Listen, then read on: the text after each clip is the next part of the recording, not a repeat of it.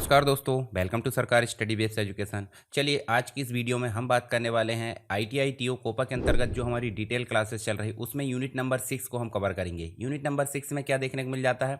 Computer networking. Computer networking क्या है या बेसिक से लेकर एडवांस तक, यानी कि जितने भी आपको एमसीक्यूज पूछे जाते हैं इससे यूनिट्स के अंतर्गत, उन सबको हम यहाँ पर कवर करने वाले हैं। तो वीडियो के अंत तक बने रहिए और वीडियो पसंद आए तो वीडियो को लाइक करना नहीं भूलना है। अपने दोस्तों के साथ शेयर भी जरूर करें और पहली बार यदि आप वीडियो देख रहे हैं चैनल पर आकर तो चैनल को सब्सक्राइब कर लीजिए ताकि आने वाली वीडियोस आपसे मिस ना हो। तो सबसे पहले देखिए, आपको मैं बता दूं यहाँ पे डिटेल क्लास शुरू करने से पहले, इसके पहले बहुत सारी जो यूनिट है वो आपको देखने को मिल जाएगी प्लेलिस्ट में। उसकी लिंक डिस्क्रिप्शन बॉक्स में है, टेलीग्राम पे भी आपको मिल जाएगी या यूट्यूब चैनल में आप चले जाओगे वहाँ पर मिल जाएगी। और जो टेस्ट सीरीज है, टेस्ट सीरीज की लिंक भी मिल जाएगी आपको। टेस्ट सीरीज कंप्लीट मिल जाएगी वहाँ पर, जितने भी दिन की कवर हुई है और आगे भी आने वाली है बहुत सारी, तो एग्जाम तक आपको सारी चीजें मिलने वाली है। चलिए शुरू करते हैं। यहाँ पे हम जो है कंप्यूटर नेटवर्किंग बेसिक से अगर देखें तो नेटवर्किंग के फंडामेंटल्स के अंतर्गत सबसे पहले बात कर लेते हैं कंप्यूटर नेटवर्किंग क्या होती है। नेटवर्किंग मतलब कंप्यूटर नेटवर्क, और नेटवर्क का मतलब सीधे सीधे बोला जाए तो दो या दो से अधिक कंप्यूटर, जैसे मिनिमम तो दो हो सकते हैं, दो से अधिक कंप्यूटर किसी विशेष माध्यम से और किसी विशेष नियम के अनुसार यहाँ पे क्या करते हैं, डेटा का आदान प्रदान करते हैं। यानी कि सिंपल अगर बोला जाए तो कंप्यूटर नेटवर्क क्या है, दो या दो से अधिक कंप्यूटर का एक ग्रुप होता है जो आपस में जुड़े होते हैं और डेटा को आदान प्रदान करते हैं और किसी निश्चित प्रोटोकॉल का उपयोग कर लेते हैं। इन सभी को बोला जाता है कंप्यूटर नेटवर्क।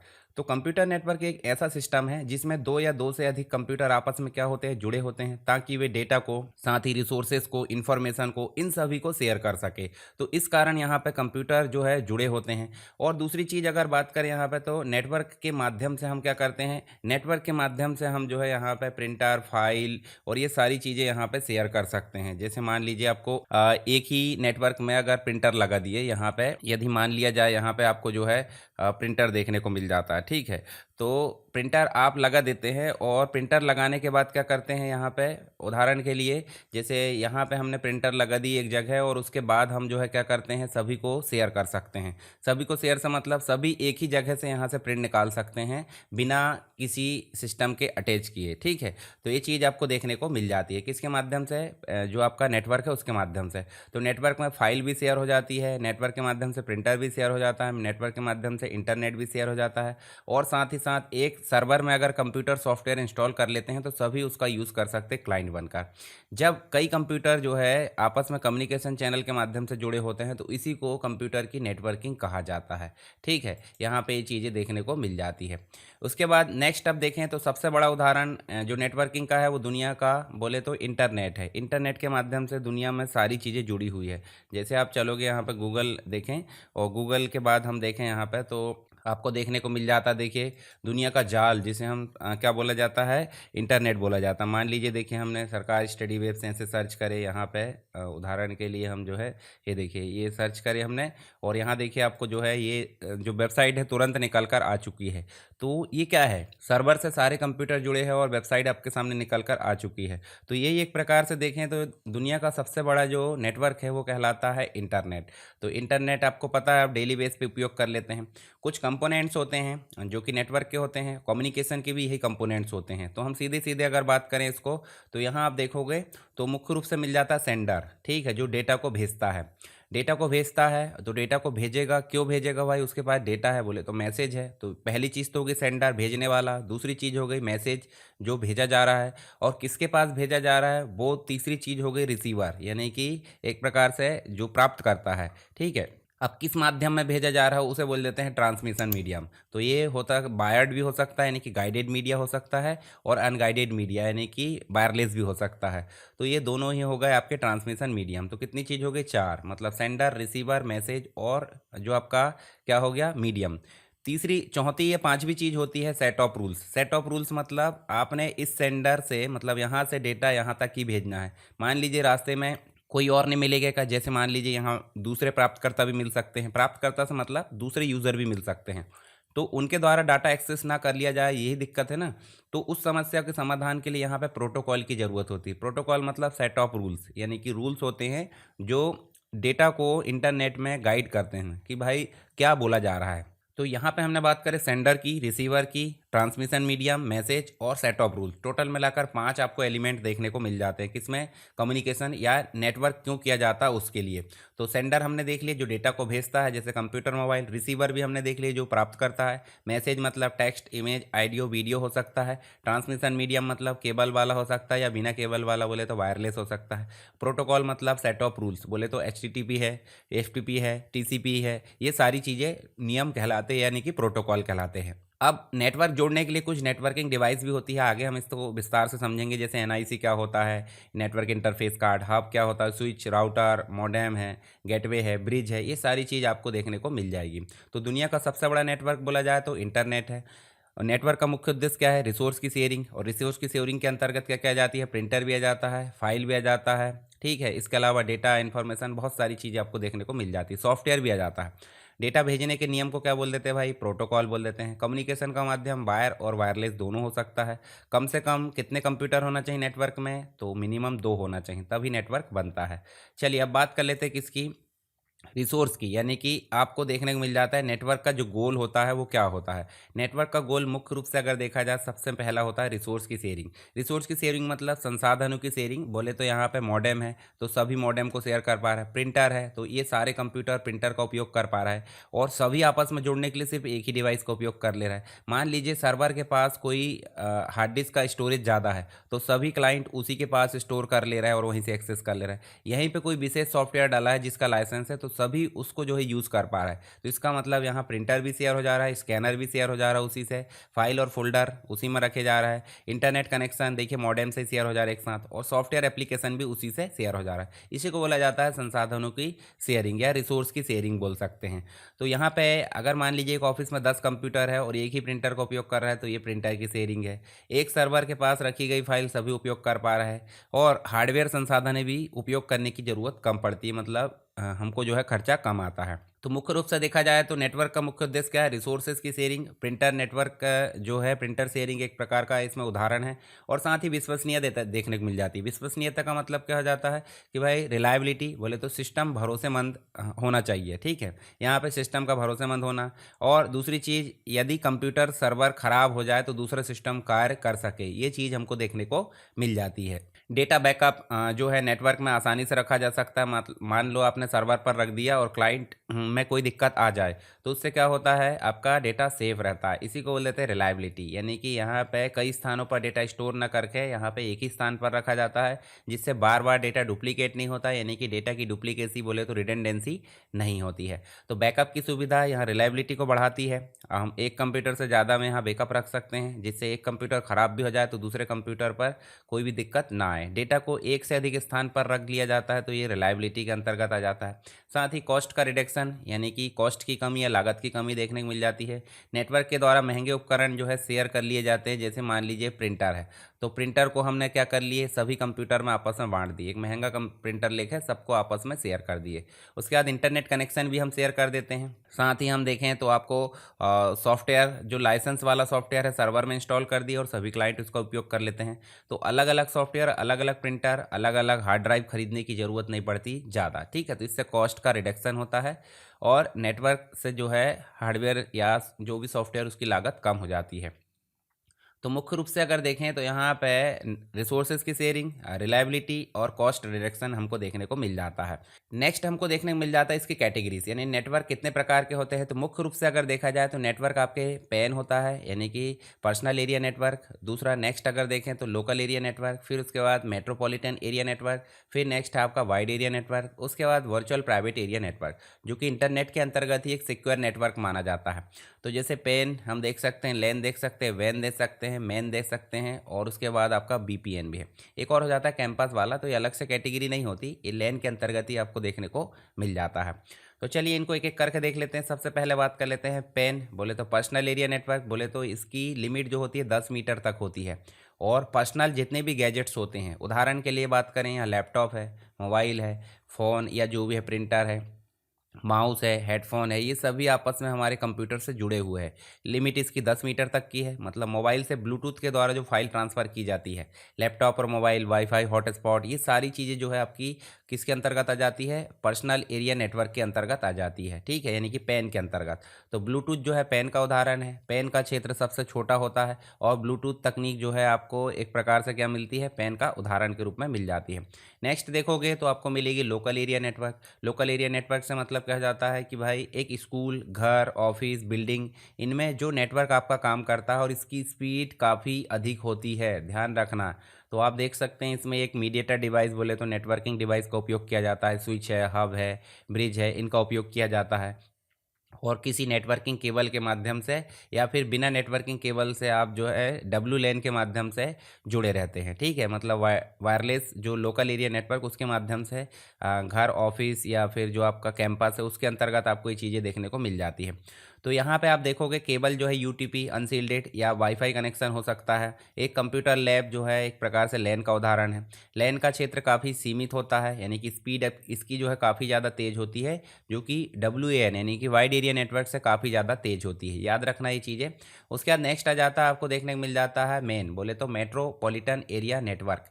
तो ये क्या कहलाता है भाई? ये एक प्रकार से हॉस्पिटल का नेटवर्क, कॉलेज का नेटवर्क, फैक्ट्री का नेटवर्क और आपका जो आपका स्कूल का है। तो ये सभी लेन आपस में मिलकर एक सिटी के अंतर्गत, मतलब एक मेट्रो के अंतर्गत आप देखोगे तो मेट्रो के अंतर्गत क्या देखने को मिल जाता है? मेट्रो के अंतर्गत एक कंपनी है। एक कंपनी का कंप्लीट नेटवर्क क्या कहलाता है भाई? Metropolitan area network. उदाहरण के लिए कोई कंपनी है, मान लीजिए HP कंपनी है। HP कंपनी अपनी सभी ब्रांचेस को कनेक्ट करना चाहती है, कहाँ पे? एक मेट्रो के अंतर्गत। तो इसका जो नेटवर्क निकल कर आएगा वो कहलाएगा मेट्रोपॉलिटन एरिया नेटवर्क। तो ये आपको देखने को मिल जाएगा। तो ध्यान रखना, लैन मतलब एक कैंपस, ऑफिस और ऐसे ही कैंपस मिलकर शहर भर के अगर सब जोड़ दिया जाए तो वो बन जाता है मेट्रोपॉलिटन एरिया नेटवर्क। तो मेन का पूरा नाम आप समझ गए। एक सिटी के अंतर्गत ये फैला रहता है और विभिन्न लैन से मिलकर यह बनता है। जैसे उदाहरण के लिए मान लीजिए SBI है और SBI के सभी ATM शहर में, सब ATM आपस में जुड़े हैं, वो किसके माध्यम से जुड़े रहेंगे? वो जुड़े रहेंगे मैन के माध्यम से, मेट्रोपॉलिटन एरिया नेटवर्क के माध्यम से, ठीक है? जैसे केबल टीवी चलती है, डिश कनेक्शन रहता है ना, सेट टॉप बॉक्स वगैरह जो भी, तो वो किसके उदाहरण है? मेट्रोपॉलिटन एरिया नेटवर्क के उदाहरण है, ठीक है? तो मैन जो है एक प्रकार से शहर तक सीमित रहता है, शहर के स्तर तक, और लैन से बड़ा जो वैन हो जाता है, और मतलब लैन से एक प्रकार से ये जो मैन है लेन से बड़ा होता है और वैन से छोटा होता है, यानी कि मिडिल लेवल पे आप बोल सकते हैं। फिर आ जाता है wide area network. Wide area network जिसमें हजारों लाखों की संख्या में लैन और मैन शामिल होते हैं, ठीक है? मतलब जितने भी छोटे नेटवर्क है, प्राइवेट, सरकारी, जितने भी नेटवर्क है दुनिया भर के, सब नेटवर्क आपस में जोड़कर क्या बना देते हैं? Wide area network. इसमें VPN भी शामिल हो जाता है, ठीक है? तो वैन का मतलब वाइड एरिया नेटवर्क, और ये बहुत बड़े क्षेत्र बोले तो देश या विश्व स्तर तक फैले होते हैं। लैन जो है मैन से मिलकर बना होता है और एक प्रकार से मतलब लेन से मिलकर क्या बनता? मैन, और इन दोनों से मिलकर क्या बनता? वैन, वाइड एरिया नेटवर्क। तो इसमें आप देखोगे सैटेलाइट, फाइबर ऑप्टिक, इन सारी चीज़ों का उपयोग किया जाता है।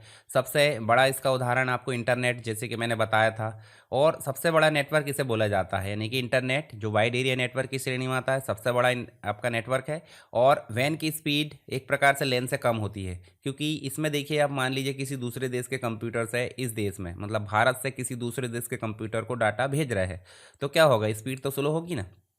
जितना बड़ा नेटवर्क होगा उतनी ही स्पीड आपकी स्लो होगी, और जितना छोटा नेटवर्क होगा उतनी स्पीड आपकी क्या होगी?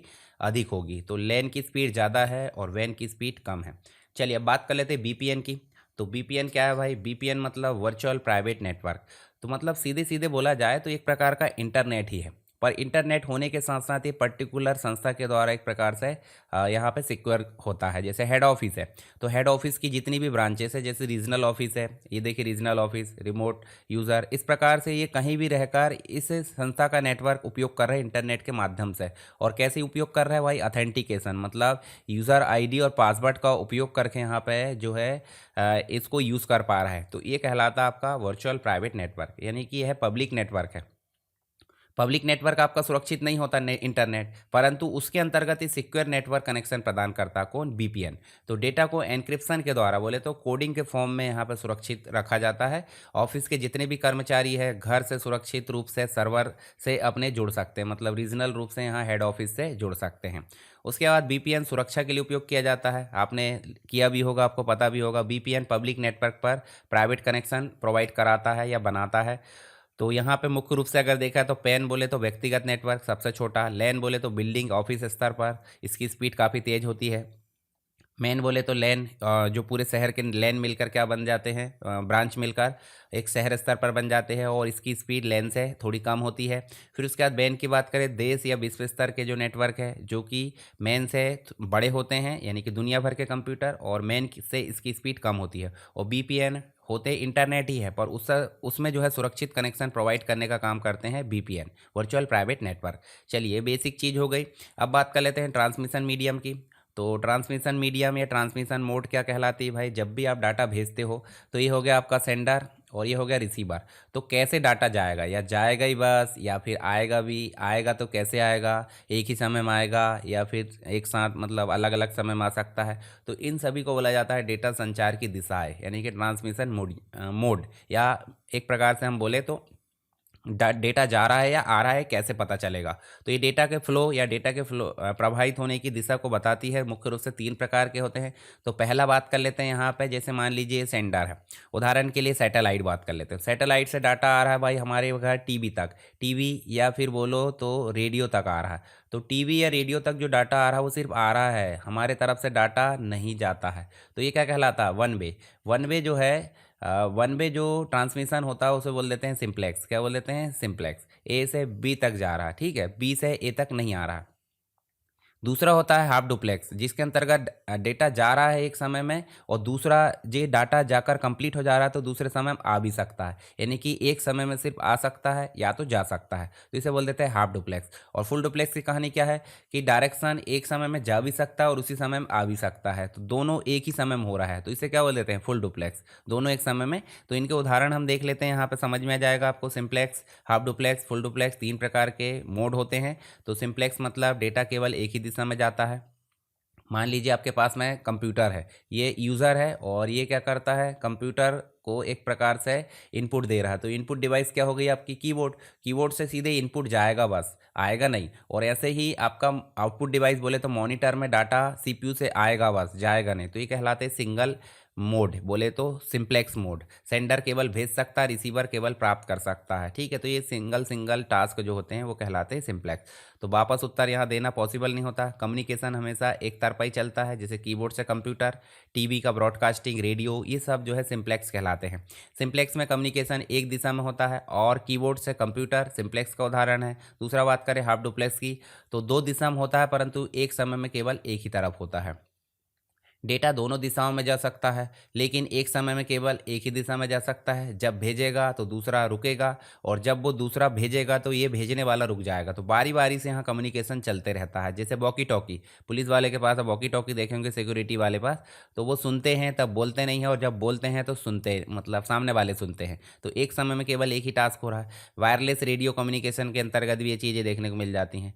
तो मुख्य रूप से देखा जाए हाफ डुप्लेक्स दोनों तरफ है पर एक समय में केवल एक ही तरफ है, ठीक है। और फुल डुप्लेक्स की अगर बात करें तो 2 दिशा में एक साथ, बोले तो दोनों दिशाओं में एक समय में डेटा भेजा भी जाता है और इसको जो है प्राप्त भी किया जाता है।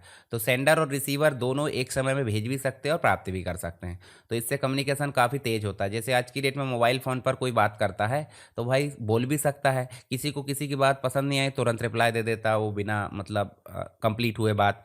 मोबाइल कॉलिंग में भी आप देखोगे तो ये चीज़ें आपको देखने को मिल जाती है फुल डुप्लेक्स, ठीक है। तो यहाँ आप जो है दोनों में जो एक प्रकार से तीनों में यहाँ देख लेना किस प्रकार से यहाँ काम होता है। यहाँ देखिए जो आपका हाफ डुप्लेक्स है वो दोनों एक साथ नहीं भेज सकते, मतलब एक समय में एक साथ नहीं भेज सकते, ध्यान रखना। बाकी चीज़ें वन वे देख सकते हैं और ये टू वे है, बीच वाला टू वे है पर एक समय में एक ही तरफ है। नेक्स्ट देखोगे तो आपको मिल जाता है client server versus peer to peer architecture. तो देखिए, जब हम कंप्यूटर नेटवर्किंग करते हैं तो कहीं ना कहीं जो है आप डाटा भेजोगे और डाटा प्राप्त करोगे, रिसोर्सेज की मांग करोगे। तो रिसोर्सेज की मांग करोगे तो कोई ना कोई ऐसा होगा जो रिसोर्स को प्रोवाइड करेगा। तो जो रिसोर्स को प्रोवाइड करेगा, मतलब जो मांग करेगा, वो कहलाएगा क्लाइंट, और जो रिसोर्स को प्रोवाइड करेगा वो कहलाएगा आपका सर्वर। तो सर्वर के द्वारा जब रिसोर्स प्रोवाइड की जाते हैं तो एक क्लाइंट और सर्वर कहलाए। तो क्लाइंट सर्वर आर्किटेक्चर ये हो गया, जहाँ पे एक सर्वर है और बाकी सभी क्लाइंट आप देख सकते हैं। ये देखिए, तो जितने भी है वो सब क्लाइंट है, और ये आपको देखने को मिल जाएगा यहाँ पे क्या, ये मतलब एक प्रकार से बीच में जो सर्वर देखने को मिल जाएगा, बीच में साइड में कहीं भी हो सकता है, पर रिसोर्स को प्रोवाइड करता है। पर एक ऐसा नेटवर्क भी होता है जहाँ पे सर्वर कोई नहीं होता, सब अपने आप में क्लाइंट होते हैं और सभी क्लाइंट एक दूसरे से आपस में जुड़े होते हैं। देखिए, इस प्रकार से राउंड माध्यम में भी जुड़े हैं, और ये पर्टिकुलर डायरेक्ट भी जुड़ी हुई है। देखिए, डायरेक्ट भी जुड़े हुए हैं। अगर हम चाहें तो यहाँ पे इसको भी जोड़ सकते हैं, हम इसको भी जोड़ सकते हैं, और इसको भी इस प्रकार जोड़ सकते हैं, और इसको भी इस प्रकार, और इसको भी। तो ये कहलाता है एक प्रकार से फुल मतलब P to P, peer to peer architecture, जहाँ पे क्लाइंट ही क्लाइंट होते हैं, सर्वर नहीं होता है, और जहाँ सर्वर होता है वो कहलाता है क्लाइंट सर्वर आर्किटेक्चर।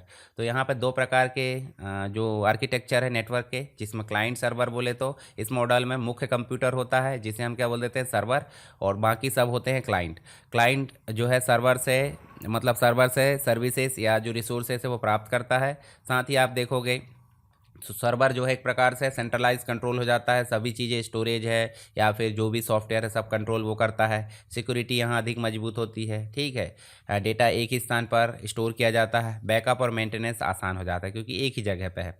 इसके बाद हम देखें तो बैंकिंग है, स्कूल कॉलेज है, वेबसाइट होस्टिंग है, ये सब जो है यहाँ पे किसके माध्यम से काम करते हैं, क्लाइंट और सर्वर जो आर्किटेक्चर उसके माध्यम से काम करती है। तो ध्यान रखिए इस चीज़ को। इसके अलावा हम देखेंगे यहाँ पे तो इसके बेहतर सिक्योरिटी यहाँ मिल जाती है, फ़ायदा डेटा मैनेजमेंट आसानी से लार्ज नेटवर्क के लिए काफ़ी ज़्यादा उपयुक्त हो जाता है। पर नुकसान भी आप देख सकते हैं भाई, सर्वर जो है यहाँ पे काफ़ी महंगा लेना पड़ेगा, और यदि सर्वर ख़राब हो जाए तो पूरा का पूरा नेटवर्क ठप हो सकता है, प्रभावित हो सकता है। तो मुख्य रूप से अगर देखा जाए तो क्लाइंट सर्वर में सेंट्रलाइज कंट्रोल हो जाता है, और क्लाइंट से सर्विसेज को मांगता है और सर्वर जो है उसे प्रदान करता है। बड़े नेटवर्क के लिए काफ़ी ज़्यादा उपयुक्त है क्लाइंट सर्वर आर्किटेक्चर। दूसरा बात कर लेते हैं पी टू पी, बोले तो पीयर टू पीयर आर्किटेक्चर, यानी कि इस मॉडल में सभी कंप्यूटर समान बोले तो इक्वल होते हैं, और कोई अलग से सर्वर नहीं होता, सभी आपस में जो है जुड़े होते हैं वायर या वायरलेस माध्यम से। तो मुख्य रूप से अगर देखा जाए तो सेंट्रल सर्वर नहीं होता, सेटअप आसान और सस्ता, छोटे नेटवर्क के लिए उपयुक्त है, जैसे छोटा ऑफिस है, नेटवर्क है, फाइल शेयरिंग सिस्टम है। तो इसमें जो है इसकी लागत कम आती है, आसानी से हम इंस्टॉल कर सकते हैं, सर्वर की आवश्यकता नहीं होती। पर नुकसान क्या है कि भाई सिक्योरिटी ब्रीच होने का खतरा है, मतलब अगर कोई क्लाइंट का जो है कोई एक जो पीयर टू पीयर नेटवर्क में एक एक अगर कंप्यूटर क्या होता है हैक हो जाता है, तो यहाँ से नुकसान होने का खतरा है। डेटा मैनेजमेंट कठिन हो जाता है क्योंकि डेटा सब में रखा होता है। बैकअप लेना भी बहुत कठिन हो जाता है क्योंकि डेटा बहुत सारे कंप्यूटर ये जो है इनमें सब में रखा होता है। चलिए यहाँ देखें, पीयर टू पीयर मतलब सभी कंप्यूटर समान होते हैं। पी टू पी नेटवर्क जो है छोटे के लिए उपयुक्त हो जाता है, सेंट्रल सर्वर नहीं होता, यहाँ पे सभी अपने आप में क्लाइंट होते हैं।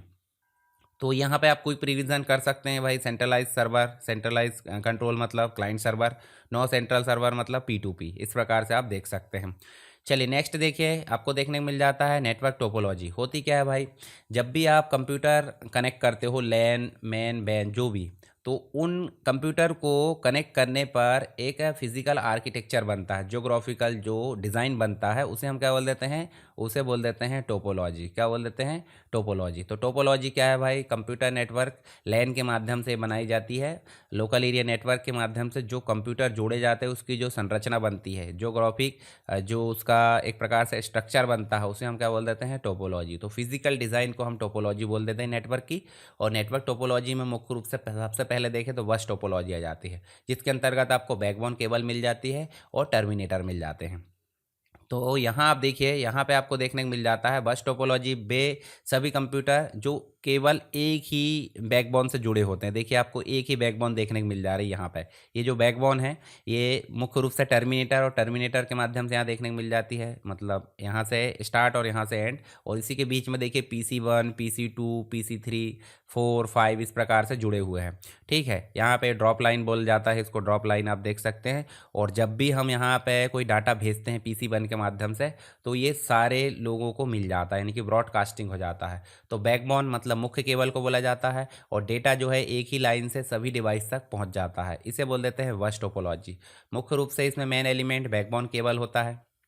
टर्मिनेटर जो दोनों सिरे होते हैं एंड पर लगाए जाते हैं, यानी कि सिग्नल को वापस लौटने रिफ्लेक्शन से रोकते हैं, और टर्मिनेटर ना हो तो नेटवर्क काम नहीं करेगा, ये भी ध्यान रखना है। चलिए नेक्स्ट देखिए, कार्य प्रणाली। बोले तो डेटा जब भेजा जाता है तो वह बैकबोन केबल में प्रवाहित होता है, और सभी कंप्यूटर, बोले तो ब्रॉडकास्ट यहाँ पे हो जाता है, सभी कंप्यूटर को मिल जाता है। जिस कंप्यूटर का एड्रेस मेल खाता है वही स्वीकार कर लेता है, बाकी जो है उसको अस्वीकार कर लेते हैं। ठीक है, बाकी ब्रॉडकास्टिंग होता है। तो सिंगल कम्युनिकेशन लाइन, कम केबल की आवश्यकता, इंस्टॉलेशन सरल, कॉलिजन की संभावना अधिक होती है। तो ये चीज़ें हमको देखने को मिल जाती है यहाँ पे। तो चलिए यहाँ पे इसको कुछ है फ़ायदे हैं। तो यहाँ कम लागत हो जाती है, कम केबल की आवश्यकता, छोटे नेटवर्क के लिए काफ़ी उपयुक्त है, पर नुकसान भी वहीं। तो बैकबोन केबल अगर ख़राब हो जाए तो क्या हो जाता है, पूरा का पूरा नेटवर्क आपका ख़राब हो सकता है। अधिक डिवाइस होने पर स्पीड कम हो सकती है, और ट्रबल शूटिंग कठिन हो जाता है, यानी कि समस्या का निवारण यहाँ पे कठिन हो जाता है। कुछ इंपॉर्टेंट चीज़ें देख लीजिए जो MCQs में पूछी जाएगी। तो बस टोपोलॉजी में मुख्य केबल को क्या बोल देते हैं भाई, बैकबोन बोल देते हैं। टर्मिनेटर का कार्य क्या हो जाता है, सिग्नल का रिफ्लेक्शन रोकता है। एक ही लाइन से सभी कंप्यूटर जुड़े होते हैं, और बैकबोन केबल खराब मतलब पूरा का पूरा नेटवर्क खराब। कॉलिजन अधिक होता है, तो ये बस टोपोलॉजी में हो जाता है। कॉलिजन मतलब सिंपल अगर बोले तो टक्कर, बोले तो यहाँ पे सिग्नल जब भेजा जाता है तो यहाँ पे टकराव की स्थिति बहुत पैदा होती है, किसमें, बस टोपोलॉजी में। चलिए यहाँ पे हम बात कर लेते हैं, क्विक रिवीजन आप देख लेना जो आपका बस टोपोलॉजी का है। इसको मैं जो आपका टेलीग्राम चैनल है वहाँ पे भी डाल दूंगा, ठीक है। हालांकि PDF आपको मिलती है, कंप्लीट PDF मिल जाएगी इस क्लास के बाद, आपको उसकी टेंशन नहीं लेना है। तो स्टार टोपोलॉजी की बात करते हैं आप नेक्स्ट, जिसमें सेंट्रलाइज कंट्रोल हो जाता है, यानी कि हब या स्विच के माध्यम से सेंट्रल रूप से जुड़े होते हैं। और स्टार टोपोलॉजी सभी कंप्यूटर एक केंद्रीय डिवाइस से जुड़े होते हैं। केंद्रीय डिवाइस मतलब आप देख सकते हैं ये वाली, ठीक है। और यह केंद्रीय डिवाइस क्या कहलाती है, हब या स्विच कहलाती है। सभी नोड सीधे सेंट्रल डिवाइस से जुड़े होते हैं। देखिए आप देख सकते हैं जिसमें क्लाइंट सर्वर आर्किटेक्चर वाली टेक्निक है। तो ये सब क्लाइंट है, ये देखिए, और यहाँ एक सर्वर भी होता है, मान लीजिए सर्वर है और ये सब क्लाइंट है। तो इस हब के माध्यम से ये सब सर्वर के माध्यम से जुड़े हैं, सर्वर से, और यहाँ से जो भी रिसोर्सेस यहाँ से पूछे जाएंगे तो इसको वापस किया जाएगा। तो इसमें दो चीज़ें हो जाती है, एक हो जाता है आपका हब जो सभी कंप्यूटर में ब्रॉडकास्टिंग की टेक्नोलॉजी यहाँ करता है, और एक हो जाता है स्विच। स्विच का मतलब हो जाता है कि जिस कंप्यूटर को भेजा, मान लीजिए इस कंप्यूटर ने सिर्फ इसी को भेजा तो इसी को प्राप्त होगा, बाकी को नहीं होगा। यहीं से प्रिंटर रिसोर्सेज को भी यहाँ पे एक्सेस कर सकते हैं, ठीक है। तो ये कहलाता है आपका क्या, ये कहलाता है आपका स्टार टोपोलॉजी। स्टार टोपोलॉजी जिसमें सेंट्रलाइज डिवाइस के माध्यम से सब जुड़े होते हैं। सेंट्रल डिवाइस हब या स्विच हो सकती है। नोड मतलब प्रत्येक कंप्यूटर, प्रिंटर आदि डिवाइसेस को हम नोड बोल सकते हैं, जो कि यहाँ सेंट्रल डिवाइस से जुड़े होते हैं। मुख्य रूप से जब कंप्यूटर डेटा भेजता है तो डेटा पहले हब या स्विच को जाता है, और हब जो है सभी डिवाइसेस को क्या करता है, यहाँ पे एक प्रकार से ब्रॉडकास्ट करता है। पर स्विच की अगर बात करें तो स्विच केवल टारगेट डिवाइस को ही भेजता है। ध्यान रखना दोनों में अंतर, ठीक है। इसकी कुछ विशेषताएं है, जैसे मान लीजिए सेंट्रलाइज कंट्रोल, बोले तो केंद्रीय नियंत्रण यहाँ देखने को मिल जाता है। हर डिवाइस की अलग केबल देखने को मिल जाती है। इंस्टॉलेशन और मैनेजमेंट काफ़ी आसान हो जाता है। कॉलिजन कम होता है स्विच के होने पर, मतलब डेटा टकराव नहीं होता। मान लीजिए A डिवाइस ने अगर किसी B डिवाइस को भेजा है, तो ये किस में जाएगा, पहले स्विच या हब में, तो यहाँ जाएगा और उसी को ट्रांसफ़र किया जाएगा, यानी कि कॉलिजन या टकराव की समस्या यहाँ पे नहीं होती। जबकि बस टोपोलॉजी में ये दिक्कत देखने को मिल जाती थी। फायदे देखिए इसके, एक डिवाइस खराब होने पर पूरा नेटवर्क बंद नहीं होता, मतलब अगर सेंट्रल डिवाइस खराब हो जाए तो बंद होता है, एक डिवाइस से कोई फर्क नहीं पड़ता। ट्रबल शूटिंग आसान हो जाती है, जो डिवाइस ख़राब है उसको हम आसानी से रिप्लेस कर सकते हैं। स्पीड काफ़ी बेहतर होती है स्विच के साथ में, क्योंकि उसी डिवाइस को सेंड किया जाता है जो जिसको भेजा गया है। कुछ नुकसान देख ले, जैसे सेंट्रलाइज डिवाइस ख़राब हो जाए, यानी कि हब या स्विच ख़राब हो जाए, तो पूरा का पूरा नेटवर्क बंद हो सकता है। केबल की आवश्यकता अधिक होती है, और लागत जो है बस टोपोलॉजी से अधिक होती है। कुछ इंपॉर्टेंट चीज़ें आप देख लेना यहाँ पे, देखिए जो मैंने अभी पढ़ा है वही चीज़ें मिल जाती है। नेक्स्ट टोपोलॉजी मिल जाती है रिंग टोपोलॉजी। रिंग का मतलब क्या हो जाता है, यूनिडायरेक्शनल। यूनिडायरेक्शनल मतलब वन वे, बोले तो फ्लो होता है, और टोकन पासिंग यहाँ देखने को मिल जाती है। तो मुख्य रूप से अगर देखा जाए तो सभी कंप्यूटर जब एक गोले के माध्यम, अब गोला हो चाहे जैसे हो, परंतु यहाँ पे वन वे ट्रांसमिशन होता है। देखिए या तो इधर होगा या तो उल्टा होगा। तो ये अभी इधर का ट्रांसमिशन हो रहा है, इसका मतलब ये वाला कंप्यूटर डेटा भेजेगा तो इसको जाएगा, ये भेजेगा तो इसको जाएगा। अगर मान लो ये कंप्यूटर को इसको डेटा भेजना, तो वो पूरे इन सिस्टम से होकर जाएगा यहाँ तक। तो ये फ्लो ऑफ मैसेज होता है एक प्रकार से। तो इसको बोल देते हैं रिंग टोपोलॉजी। सर्कल के आकार में जुड़े रहते हैं, और कंप्यूटर अपने अगले यानी कि नेक्स्ट और पिछले प्रीवियस कंप्यूटर से भी जुड़ा होता है। होता है, तो इसी संरचना को रिंग टोपोलॉजी बोला जाता है। तो यहाँ पे यूनिडायरेक्शनल फ्लो बोले तो एक दिशा में डेटा प्रवाहित होता है, या तो वो क्लॉकवाइज होगा ऐसे, या तो वो जो है एंटी क्लॉकवाइज होगा ऐसे। ठीक है, तो ये चीज़ आप देख सकते हैं रिंग टोपोलॉजी में, यूनिडायरेक्शनल, क्लॉकवाइज, एंटी क्लॉकवाइज। और टोकन पासिंग मतलब डेटा भेजने के लिए टोकन नामक विशेष सिग्नल उपयोग किया जाता है। जिसके पास टोकन होता है वही डेटा भेज सकता है। ठीक है, तो टोकन इस प्रकार से प्रोवाइड किया जाता है रिंग टोपोलॉजी में। तो यहाँ पे टोकन जो है नेटवर्क में घूमते रहता है, जब किसी कंप्यूटर को डेटा भेजना है तो वह टोकन प्राप्त करता है और डेटा अगले कंप्यूटर से होते हुए आगे बढ़ते जाता है, यानी कि डेटा डेस्टिनेशन तक पहुंच जाता है अंत में। तो यहाँ पे जो फ़ायदा है कि भाई कॉलिजन नहीं होता टोकन होने के कारण, यानी कि जिसके पास डेटा टोकन होगा वही डेटा भेज सकता है। तो यहाँ टकराव की स्थिति नहीं होती, क्योंकि दूसरा व्यक्ति या दूसरा कंप्यूटर डेटा नहीं भेज सकता।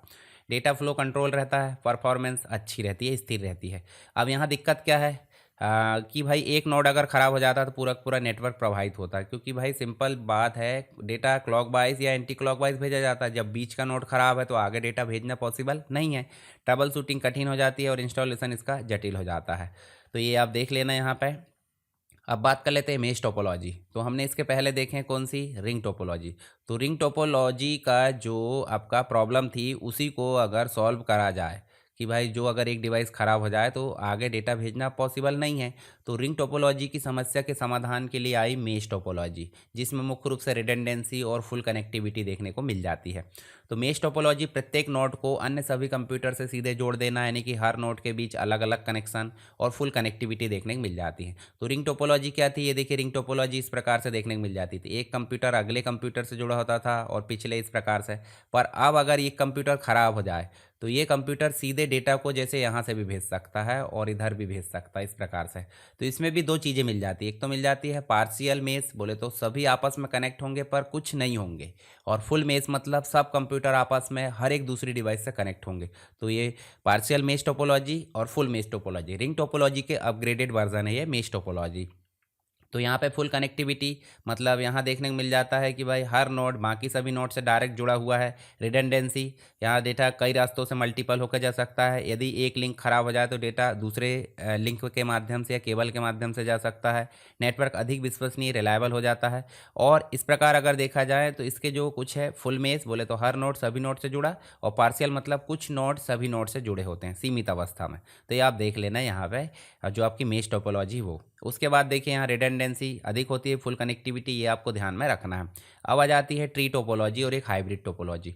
ट्री टोपोलॉजी का मतलब एक बैकबोन केबल है आपकी, बैकबोन केबल से फिर आपने जोड़े क्या, एक सेंट्रलाइज डिवाइस, और सेंट्रलाइज डिवाइस से आपने जोड़ दी अन्य नोड को, इस प्रकार से।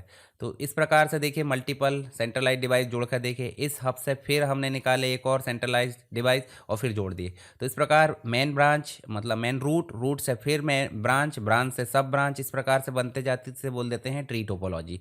तो ट्री टोपोलॉजी क्या है भाई, एक प्रकार से नेटवर्क की संरचना जो कि पेड़ के आकार की होती है, पेड़ के समान होती है। ठीक है, यह स्टार बस टोपोलॉजी का कॉम्बिनेशन हो जाता है। इसमें एक मुख्य बैकबोन लाइन जो बस टोपोलॉजी जैसी, और बाकी सभी स्टार टोपोलॉजी के माध्यम से जुड़े होते हैं। और इसकी संरचना एक प्रकार से हायरार्चिकल नेटवर्क यानी कि पदानुक्रम संरचना में आ जाती है। हायरार्चिकल स्ट्रक्चर बोले तो रूट नोड हो जाता है जो बैकबोन है, पेरेंट नोड हो जाता है जो आपका मुख्य हब है, चाइल्ड नोड हो जाता है जो उसके अंतर्गत जो निकला वो हब। ठीक है, इस प्रकार का नेटवर्क आपको देखने को मिल जाता है। तो ये कहलाती है आपकी ट्री टोपोलॉजी या हायरार्चिकल।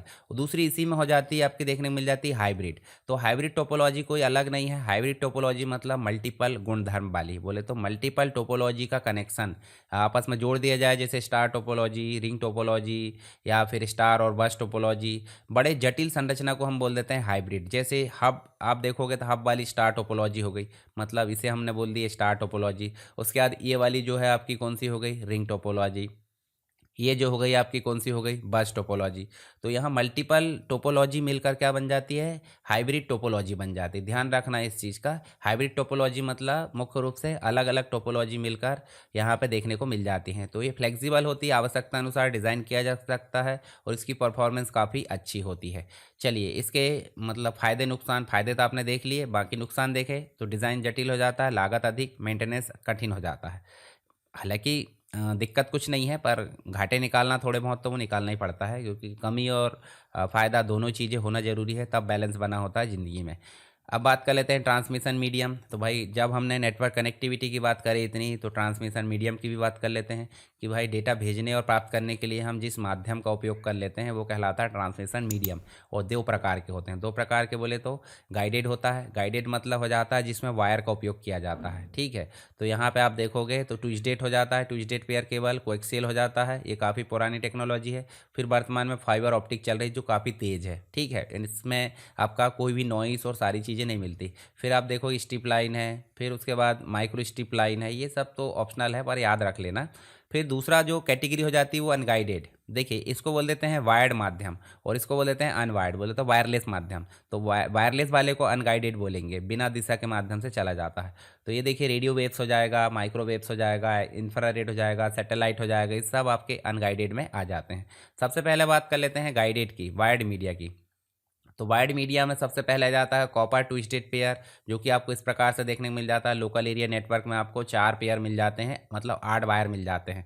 और 8 वायर इस प्रकार से देखोगे तो आपको जो है लोकल एरिया नेटवर्क ईथरनेट में काम आ जाते हैं। डिस्कनेक्शन में देखोगे तो आपको इस प्रकार की केबल मिल जाती है जो कि कोएक्सियल केबल है। कॉपर वायर, उसके ऊपर देखिए प्लास्टिक फॉयल हो जाती है, फिर आपको एक और फॉयल मिल जाती है एल्यूमिनियम, फिर उसके बाद आपको एल्यूमिनियम का वायर या अन्य वायर मिल जाता है जो कि प्लस माइनस के लिए काम आता है। उसके बाद फाइबर ऑप्टिक हो जाती है जो वर्तमान में काफ़ी ज़्यादा उपयोग हो रही है। ये कांच के रेसों के माध्यम से फुल एंटी रिफ्लेक्शन के माध्यम से डेटा को ट्रांसमिट करती है बहुत अधिक तेज गति से। तो चलिए इनको जान लेते हैं थोड़ा थोड़ा हम, ताकि एग्जाम में आप क्वेश्चन हल कर पाएँ। तो सबसे पहला ट्विस्टेड पेयर केबल, जिसके अलग अलग वैरायटी है, कैट 5, कैट 6, यूटीपी, एसटीपी। तो यहाँ सबसे पहले देखें ट्विस्टेड पेयर मतलब दो तांबे के जो तार होते हैं वो आपस में घुमावदार यानी कि ट्विस्ट करके रख दिए जाते हैं, ठीक है। इस प्रकार से अगर देखोगे, देखिए इस प्रकार से, तो ये कहलाता है ट्विस्टेड पेयर। और तारों को घुमाने का उद्देश्य नॉइस और इंटरफेरेंस होता है। इंटरफेरेंस जो भी मतलब नुकसान या फिर जो भी सिग्नल का प्रॉब्लम रहती है उसको कम करना होता है, ये घुमावदार, ठीक है। जब भी आपने देखा हो घुमावदार चीज़ें देखने को मिल जाती है। और लैन नेटवर्क में सबसे अधिक उपयोग होने वाली यही केबल है ईथरनेट में, ठीक है। ट्विस्टिंग का कारण क्या है भाई, ईएमआई बोले तो इलेक्ट्रोमैग्नेटिक इंटरफेरेंस को कम कर लेना, और क्रॉस टॉक बोले तो एक तार का सिग्नल दूसरे पर प्रभाव ना करे उसको कम करना है। ट्विस्टिंग यानी कि ट्विस्टेड करने का मतलब हो जाता है, और सिग्नल क्वालिटी बेहतर बनाई जा सकती है। मुख्य रूप से यहाँ पे नॉइस और क्रॉस टॉक कम करना इसका मुख्य उद्देश्य हो जाता है। इसके कुछ प्रकार है, जैसे यूटीपी, अनसील्डेड ट्विस्टेड पेयर मिल जाता है। अनसील्डेड का मतलब हो जाता है भाई इसमें कुछ कोई अतिरिक्त धातु या सील नहीं होती। मान लीजिए दो तार है, ऐसे ऐसे दो तार है, इसके ऊपर कोई कवर नहीं है, और कवर नहीं है मतलब अनसील्ड है, ठीक है। और हल्की और सस्ती होती है, लेन में सबसे अधिक उपयोग की जाती है, और लेन में सबसे ज़्यादा उपयोग यूटीपी की जाती है। यूटीपी सील्ड नहीं होती है। पर दूसरी एसटीपी होती है, सील्डेड ट्विस्टेड पेयर, इसमें धातु के तारों के ऊपर सील्ड होती है, यानी कि नॉइज से अधिक सुरक्षा हो जाती है, और यूटीपी से काफ़ी महंगी होती है, ठीक है। तो यहाँ आप देख सकते हैं यूटीपी मतलब आपका अनसील्डेड और एसटीपी मतलब सील्डेड। कुछ कैटेगरी और देखें तो कैट 5 मिल जाता है, कैट 6। कैट 5 बोले तो कैटेगरी 5, ये स्पीड लगभग 100 MB पर सेकंड की हो जाती है। पुरानी लेन में इसका उपयोग किया जाता था और मध्यम दूरी के लिए ज़रूरी थी। कैट 6 जो आया आपका 1 GB पर सेकंड के हिसाब से यहाँ स्पीड होती है, और कैट 5 से काफ़ी तेज़ है, क्रॉस टॉक कम हो जाता है, आधुनिक लेन में इसका उपयोग किया जाता है। तो आप ध्यान रखिए दोनों में आप अंतर है, और बाकी चीज़ों भी आप देख लेना यहाँ पे, इसको आप देख सकते हैं। इसके बाद हम जो नेक्स्ट चीज़ें देखते हैं वो देखते हैं आपकी कोएक्सियल केबल। कोएक्सियल केबल मतलब एक प्रकार से केंद्र में तांबे की तार होती है, और बाहर आपका एल्यूमिनियम हो जाता है, और इंसुलेशन यहाँ पे परत होती है चारों तरफ। उसके ऊपर एक जाली होती है, मेटल सील्ड हो जाती है। सबसे ऊपर आपका प्लास्टिक कवर हो जाता है। सील्ड के कारण नॉइस और इंटरफेरेंस यहाँ पे कम होता है, मतलब सिग्नल लॉस, ये सारी चीज़ें देखने को नहीं मिलती। मतलब एक प्रकार से इनर कंडक्टर हो जाता है जो कि तांबे का होता है, फिर डाइलेक्ट्रिक हो जाता है इंसुलेटर, फिर मेटालिक सील्ड हो जाती है, ब्राइडेड सील्ड जैसे हम बोल देते हैं, और आउटर जैकेट हो जाता है। ये चीज़ मिल जाती है आपकी कोएक्सियल केबल में। इसमें कुछ टाइप होते हैं, जैसे थिन नेट हो जाता है, पतली कोएक्सियल केबल जो कि 10/2 के नाम से भी जानी जाती है। लगभग 185 मीटर तक जो है इसका उपयोग किया जाता है। इंस्टॉलेशन आसान हो जाता है, और बस टोपोलॉजी में इसका उपयोग किया जाता था। तो मुख्य रूप से अगर देखें तो ये फैक्ट है। और उसके बाद एक आ जाती है थिक नेट। एक थिन नेट आ जाती है जो पतली, और एक थिक नेट आ जाती है जो मोटी कोएक्सियल केबल आ जाती है। इसका 10/5 हो जाता है, उसका 10/2 था, और इसका 10/5 के नाम से ये जानी जाती है, और ये 500 मीटर तक यहाँ पे देखने को मिल जाती है। इसका इंस्टॉलेशन थोड़ा सा कठिन हो जाता है और अधिक दूरी के लिए उपयुक्त होती है। केबल टीवी नेटवर्क बोल सकते हैं, पुराने लैन नेटवर्क है, सीसीटीवी सिस्टम है, इनमें इसका उपयोग किया जाता है। चलिए आगे देखें तो आपको देखने को मिल जाता है जी, ये जो है आपका ट्विस्टेड पेयर से अधिक मतलब एक प्रकार से महंगी और स्पीड तेज़ होती है, और जो फाइबर ऑप्टिक है उससे कम होती है। चलिए आगे देख लेते हैं हम। नेक्स्ट जो थर्ड नंबर पे मिल जाता है वो मिल जाता है फाइबर ऑप्टिक केबल। तो फाइबर ऑप्टिक केबल मतलब सिंगल मोड मल्टी मोड यहाँ देखने को मिल जाता है। फाइबर ऑप्टिक जो है एक प्रकार से लाइट के माध्यम से लाइट सिग्नल के रूप में क्या होता है, डेटा को भेजा जाता है और डेटा को प्राप्त किया जाता है। और यह जो है ग्लास या फिर जो प्लास्टिक फाइबर है उससे बना होता है। इसमें विद्युत सिग्नल स्थान जो है, विद्युत सिग्नल के स्थान पर प्रकाश बोले तो लाइट का उपयोग किया जाता है। सबसे तेज ट्रांसमिशन मीडिया इसको माना जाता है, किसको, जो फाइबर ऑप्टिक केबल है। इसका स्ट्रक्चर देखें तो केंद्र में बोले तो केंद्रीय भाग में कोर होता है, जहाँ पे लाइट जो है इसी से गुजरता है, कांच के रेसे होते हैं। फिर उसके बाद क्लैडिंग होती है प्रकाश को कोर में बनाए रखने के लिए। बफर कोटिंग होती है सुरक्षा परत, और आउटर जैकेट होती है बाहरी सुरक्षा परत। तो ये चीज़ आप देख सकते हैं कहाँ पे, फाइबर ऑप्टिक में। चलिए यहाँ पे सिंगल मोड फाइबर हो जाता है, मतलब एसएमएफ बोल देते हैं। कोर बहुत पतला होता है और एक ही लाइट पाथ से सिग्नल जाता है, बहुत लंबी दूरी के लिए उपयुक्त है। सिग्नल लॉस बहुत कम हो जाता है और स्पीड बहुत अधिक हो जाती है। तो मुख्य रूप से अगर देखा जाए तो लॉन्ग डिस्टेंस के लिए कौन है भाई, सिंगल मोड। कम डिस्परेशन बोले तो सिंगल मोड यहाँ पे देखने को मिल जाता है, नॉइस कम हो जाती है। कोर बहुत पतला हो जाता है, सिंगल मोड हो जाता है। पर यहाँ पे मल्टी मोड वाला फाइबर आपको देखने को मिल जाता है, MFF। तो MMF आप देख सकते हैं, कोर मोटा होता है इसमें, और लाइट जो रेज होती है वो एक प्रकार से अलग अलग पाथ से गुजरती है और छोटी दूरी के लिए उपयुक्त होता है, याद रखना, MMF। और सिंगल मोड से सस्ता होता है, ये भी आप ध्यान में रख सकते हैं। चलिए कुछ विशेषता है, डिसएडवांटेजेस है, वो आप देख लेना यहाँ पे। अब बात कर लेते हैं अनगाइडेड मीडिया की। अनगाइडेड मीडिया क्या है भाई, जिसमें बिना वायर के यहाँ पे डेटा का ट्रांसमिशन किया जाता है। मुख्य रूप से अगर देखा जाए तो रेडियो वेव्स मिल जाता है, माइक्रोवेव्स मिल जाता है, इंफ्रारेड मिल जाता है, सैटेलाइट कम्युनिकेशन मिल जाता है। माइक्रोवेव आप देख सकते हैं, टावर आप इस प्रकार से देखोगे, सैटेलाइट जो उपग्रह माध्यम है, रेडियो वेव्स जो आप देख सकते हैं, ब्लूटूथ वगैरह, या फिर जो आपके मतलब आप देख सकते हैं जो मोबाइल फ़ोन है उसमें आप देखोगे। और इंफ्रारेड मतलब जो टीवी से रिमोट आप कनेक्ट करते हैं वो आप देख सकते हैं। तो पहले बात कर लेते हैं अनगाइडेड मीडिया क्या है भाई, जो डेटा जो है एक प्रकार से हवा बोले तो एयर या अंतरिक्ष के माध्यम से भेजा जाता है, किसी भी केबल की आवश्यकता नहीं होती है, और इलेक्ट्रोमैग्नेटिक वेव्स के रूप में इसको प्रसारित किया जाता है। इसको अनगाइडेड मीडिया बोलते हैं। जैसे रेडियो वेव्स, रेडियो तरंगों के माध्यम से कम से मध्यम फ्रिक्वेंसी की तरंगें यहाँ भेजी जाती है, लंबी दूरी के लिए भेजी जा सकती है और दीवारों के पार भी जा सकती है रेडियो वेव्स, ठीक है। जैसे mobile communication, wifi, radio broadcasting, ये एंटीना की आवश्यकता यहाँ पे होती है और लाइन ऑफ फ्लाइट आवश्यक नहीं होती है। चलिए, दीवार पार कर सकती है रेडियो वेव्स, बिल्कुल कर सकती है। फिर उसके बाद माइक्रोवेव्स, तो हाई फ्रिक्वेंसी की तरंगे हैं, सीधे स्ट्रेट लाइन को फॉलो करती है, जैसे हमने टावर देखे थे अभी, टावर से स्ट्रेट लाइन में चलते जाती है, और लाइन ऑफ फ्लाइट कम्युनिकेशन आवश्यक है। उसके बाद आप देखोगे तो टावर से टावर कम्युनिकेशन यहाँ मिल जाता है, जैसे मोबाइल के टावर है। लॉन्ग डिस्टेंस टेलीफोन कम्युनिकेशन है, इनमें आपको देखने को मिल जाता है। तो लाइन ऑफ साइट मतलब माइक्रोवेव्स के लिए, टावर कम्युनिकेशन माइक्रोवेव्स के लिए। फिर आ जाता है इंफ्रारेड, तो ये बहुत कम दूरी के लिए, जैसे दीवार पार नहीं कर सकती इंफ्रारेड। जैसे टीवी का रिमोट है भाई, उस साइड टीवी कनेक्ट करेंगे तो नहीं होगा। शॉर्ट रेंज के लिए कम्युनिकेशन काफ़ी ज़्यादा उपयोगी है। उसके बाद सैटेलाइट कम्युनिकेशन आ जाता है, डेटा मतलब उपग्रह के माध्यम से भेजा जाता है, बहुत लंबी दूरी के लिए प्रणाली काम करती है। और यहाँ देखिए, सिग्नल अर्थ स्टेशन से सैटेलाइट तक जाता है और सैटेलाइट से दूसरे स्थान पर भेजा जाता है। जैसे मान लीजिए इंटरनेशनल कम्युनिकेशन है, टीवी ब्रॉडकास्टिंग जो आप सेट टॉप बॉक्स या डिश टीवी देखते हैं वो भी, जीपीएस सिस्टम है, ये सब आपका सैटेलाइट पर ही काम कर लेते हैं। लंबी दूरी पर सैटेलाइट काम करता है और स्पेस आधारित कम्युनिकेशन बोले तो सैटेलाइट हो जाता है, ठीक है। सब में आप यहाँ पे अंतर देख लेना। आगे देखें तो अब बात होती है किसकी, नेटवर्किंग। जो हार्डवेयर डिवाइसेस होती है या एनआईसी होती है, नेटवर्क इंटरफेस कार्ड होते हैं, फिजिकल एड्रेस होते हैं, ये सारी चीज़ें आपको देखने को मिल जाती है।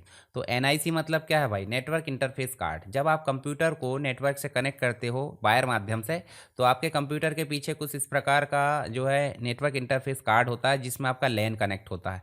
अब ये लैन कनेक्शन ना भी हो तो वायरलेस हो सकता है। मतलब एनआईसी आपकी दो कैटेगरी में आती है, एक तो वायर वाली आ जाती है और एक वायरलेस। वायर वाली है तो इस प्रकार से इसमें कनेक्ट होगा, देखिए इस प्रकार पीछे ईथरनेट पोर्ट। तो ईथरनेट पोर्ट आप देख सकते हैं, मैं आपको दिखा भी देता हूँ। जैसे आप देखोगे तो आपको गूगल में चल के मैं दिखाता हूँ यहाँ पे। तो गूगल में चल के आप देखोगे तो आपको देखने को मिल जाएगा, ये देखिए यहाँ पे जो ईथरनेट है, ठीक है। ईथरनेट केबल आप देखोगे तो ईथरनेट आप एक प्रकार से देख सकते हैं, यहाँ इमेज में चल के हम देख लेते हैं। देखिए इस प्रकार की जो केबल है जो कि आपके कंप्यूटर में पीछे की तरफ, देखिए पीछे की तरफ या हब में आप देख सकते हैं इस प्रकार से। देखिए इस प्रकार की आप देखने को मिल जाता है। तो ये जहाँ अटैच हो रहा है उसको क्या बोल देंगे, एनआईसी। और ये ईथरनेट केबल है। ईथरनेट केबल ये एक प्रकार की क्या है, ट्विस्टेड पेयर केबल है जो कि काफ़ी ज़्यादा मतलब लैन में उपयोग की जाती है। तो ये आप देख सकते हैं यहाँ पे।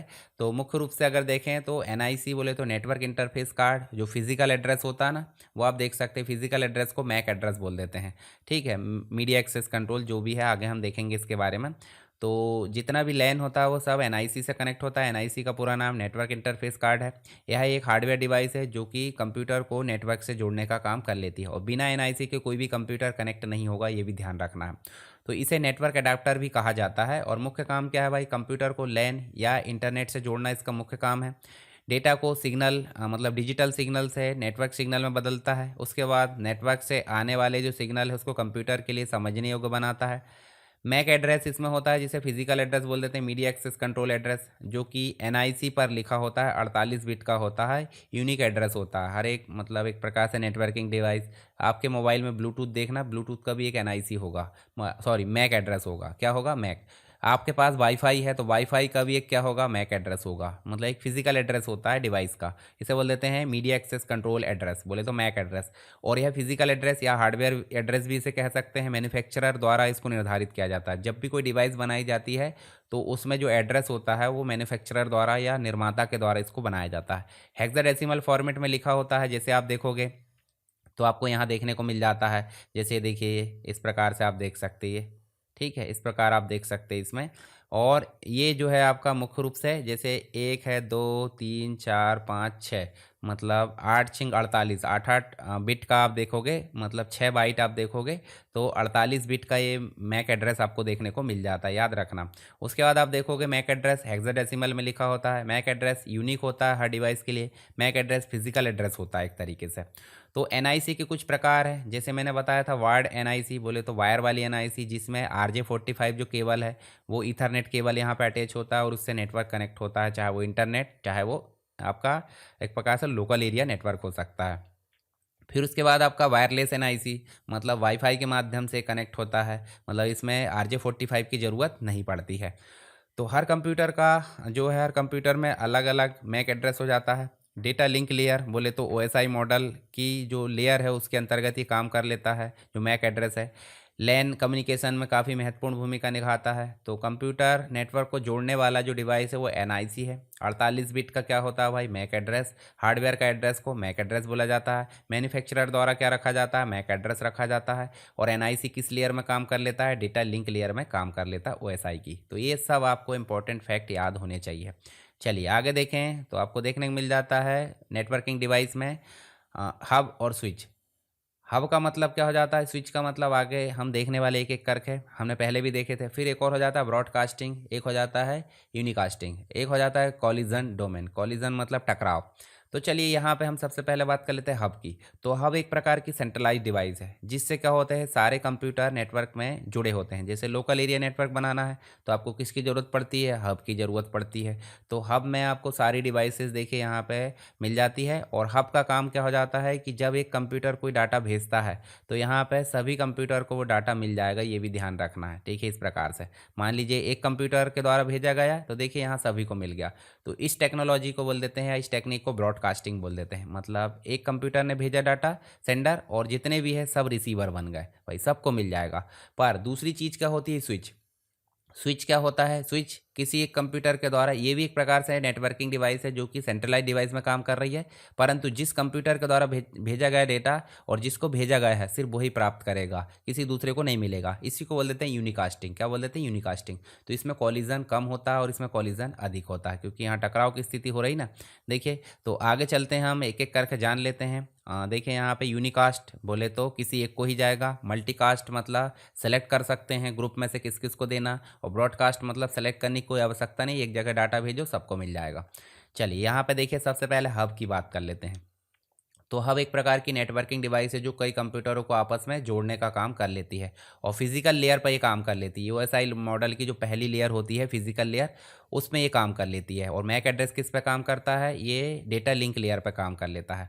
और ये एक प्रकार की इंटेलिजेंट डिवाइस नहीं है। हब क्या है, इंटेलिजेंट डिवाइस नहीं है। क्यों? क्योंकि ये पता नहीं कर पाती किसको भेजना। मान लीजिए हब है और यहाँ देखिए आपको सभी डिवाइसेस जुड़ी है, तो किसी एक ने भेजा ये सबको दे देगा।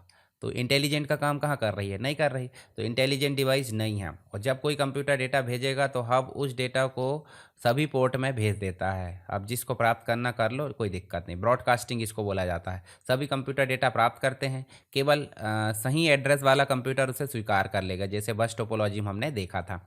कॉलिजन डोमेन, मतलब हब में आप देखोगे तो कॉलिजन डोमेन होते हैं, क्योंकि यहाँ टकराव की स्थिति हो सकती है। एक समय में कई डिवाइसेस को डेटा भेज दिया जाता है, जिसको ज़रूरत नहीं है उसको भी भेज दिया जा रहा है। तो कॉलिजन की संभावना यहाँ पे अधिक होती है, टकराव की समस्या मतलब ज़्यादा होती है। तो ब्रॉडकास्टिंग करता कौन भाई, हब करता है। फिजिकल लेयर पर कौन काम करता है, हब करता है। कॉलिजन अधिक हब में होता है। इंटेलिजेंट डिवाइस नहीं है, हब नहीं है। ठीक है, तो ये चीज़ आप याद रखना। बात करते हैं सेकेंड डिवाइस जो कि स्विच है। तो एक प्रकार की इंटेलिजेंट नेटवर्किंग डिवाइस है। क्या मतलब है इसका, ये भी एक प्रकार से डेटा लिंक लेयर पर काम कर लेती है और जो हब है वो फिजिकल लेयर पर काम कर लेती है। तो ये ओएसआई मॉडल की डेटा लिंक लेयर पर स्विच काम करती है और यहाँ पे मैक एड्रेस के आधार पर डेटा भेजा जाता है। और मैक एड्रेस के आधार पर भेजा गया मतलब यूनिक, बोले तो जिसको भेजा गया है, ए ने भेजा है सी को तो सी को ही जाएगा। किसी दूसरे को नेटवर्क में जुड़े भी है तो उनको प्राप्त नहीं होगा। तो ये कैसे होता है भाई, मैक एड्रेस के माध्यम से होता है। और कार्यप्रणाली मुख्य रूप से देखें तो स्विच मैक एड्रेस टेबल बनाता है और डेटा केवल उसी डिवाइस को भेजा जाएगा जो कि एड्रेस मैच करता है। ठीक है, और इसे बोल देते हैं यूनिकास्टिंग। क्या बोल देते हैं, यूनिकास्टिंग बोल देते हैं। सिर्फ उसी को भेजा जाएगा जिसको हम चाहते हैं। फिर इसके बाद इसमें देखिए कॉलिजन डोमेन। स्विच के अंतर्गत देखें तो प्रत्येक पोर्ट अलग कॉलिजन डोमेन होता है। कॉलिजन बहुत कम या नहीं के बराबर होता है। ठीक है, परफॉर्मेंस इसकी काफ़ी ज़्यादा बेहतर होती है। तो मुख्य रूप से अगर देखा जाए तो यूनिकास्टिंग किसके अंतर्गत शामिल है, स्विच के अंतर्गत। मैक एड्रेस के आधार पर डेटा कौन भेजता है भाई, स्विच भेजता है। डेटा लिंक लेयर पर काम कौन करता है, स्विच करता है। और कॉलिजन डोमेन बहुत कम या ना के बराबर होते हैं, स्विच में होते हैं। चलिए आगे देखें तो आप दोनों में अंतर देख लेना। नेक्स्ट जो चीज़ हम पढ़ने वाले हैं नेटवर्किंग डिवाइस, उसका नाम है राउटर। तो राउटर मुख्य रूप से अगर देखें तो ये पैकेट्स के फॉर्म में डेटा भेजता है। पाथ सिलेक्शन और कनेक्टिंग डिफरेंट नेटवर्क इस प्रकार से देखने को मिल जाता है। तो आप देखोगे तो आपको जो है, देखिए राउटर है जो कि नेटवर्क में जो लैन होती है, लैन को पैकेट के फॉर्म में डेटा भेजता है डेस्टिनेशन पर। ठीक है, तो ये मुख्य रूप से नेटवर्क लेयर पर काम कर लेता है। और यहाँ पे आईपी एड्रेस या फिर जो पैकेट्स है उसके माध्यम से भेजा जाता है, डेस्टिनेशन होगा उसी को भेजा जाएगा। तो राउटर एक प्रकार की नेटवर्किंग डिवाइस है और अलग अलग नेटवर्क को आपस में जोड़ता है। ओएसआई मॉडल की नेटवर्क लेयर पर काम कर लेती है, यानी कि तीसरी लेयर पर। इसके अलावा देखोगे आईपी एड्रेस के आधार पर डेटा फॉरवर्ड किया जाता है। और मुख्य रूप से अगर देखा जाए तो यहाँ पे जो कनेक्टिंग एक प्रकार से डिफरेंट नेटवर्क है उसके लिए मुख्य लैन और बैन के लिए जोड़ता है।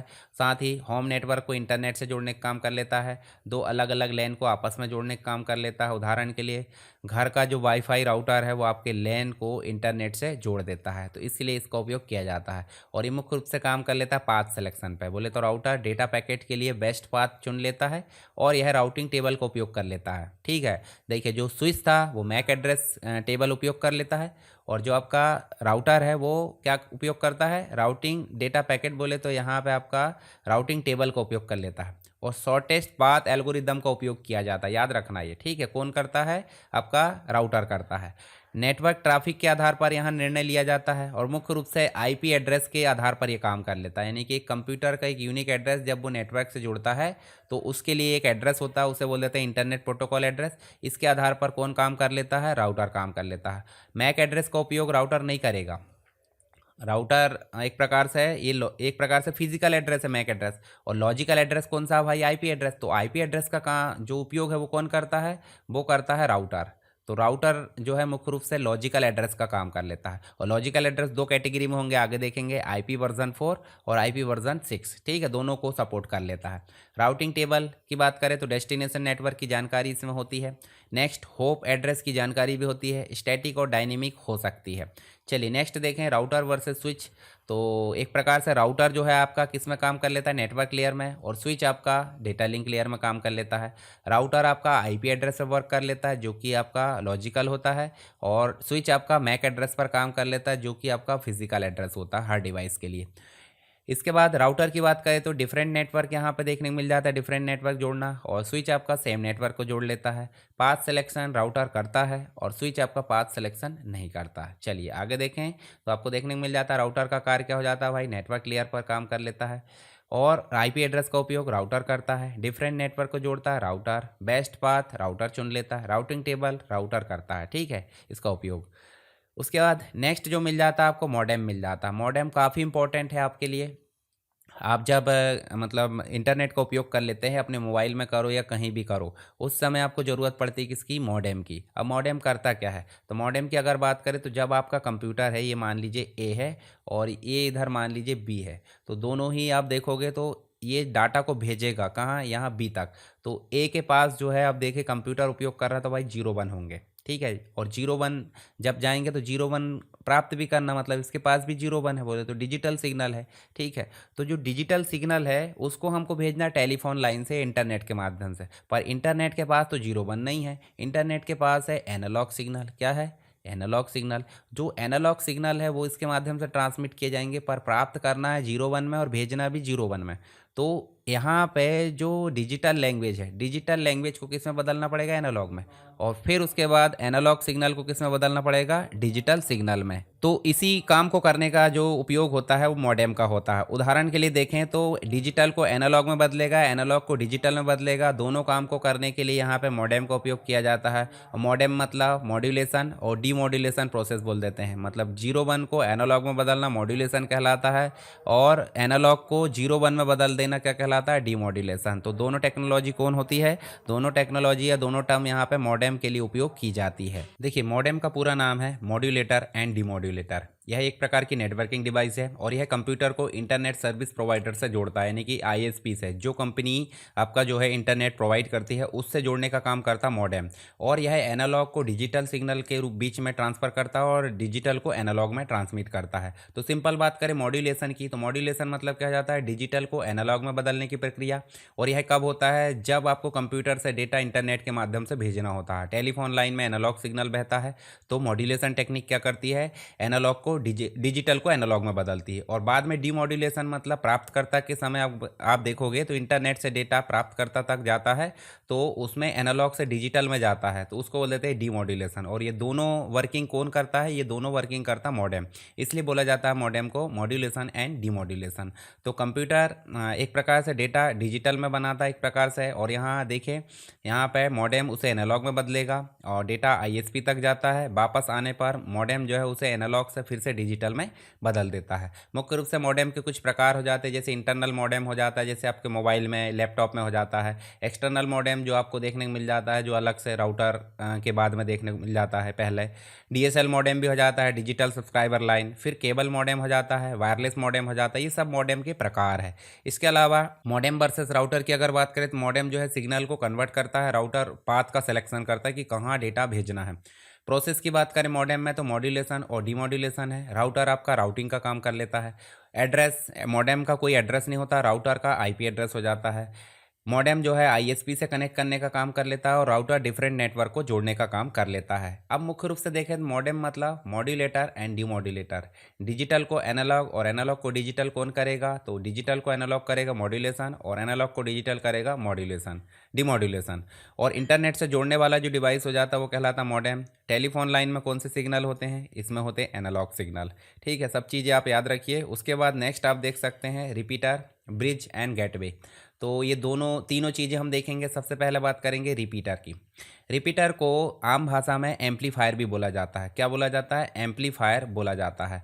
तो मुख्य रूप से अगर देखा जाए तो रिपीटर क्या करता है, वीक सिग्नल को एम्पलीफाई करने का काम कर लेता है। वीक सिग्नल को एम्पलीफाई करेगा कौन, रिपीटर करेगा। जहाँ जहाँ मतलब जैसे लंबी दूरी का नेटवर्क है तो बीच में सिग्नल वीक हो जाता है, तो उस चक्कर में क्या किया जाता है, इस डिवाइस का उपयोग किया जाता है। तो ये क्या कर लेता है, वीक सिग्नल को एम्पलीफाई कर लेता है। ठीक है, तो ये सिग्नल को स्ट्रॉन्ग बनाता है और ये किस में काम करेगा, ये फिजिकल लेयर में काम करेगा। करेगा। मुख्य रूप से कमज़ोर यानी कि जो वीक सिग्नल है उसको एम्पलीफाई रीजनरेट करता है।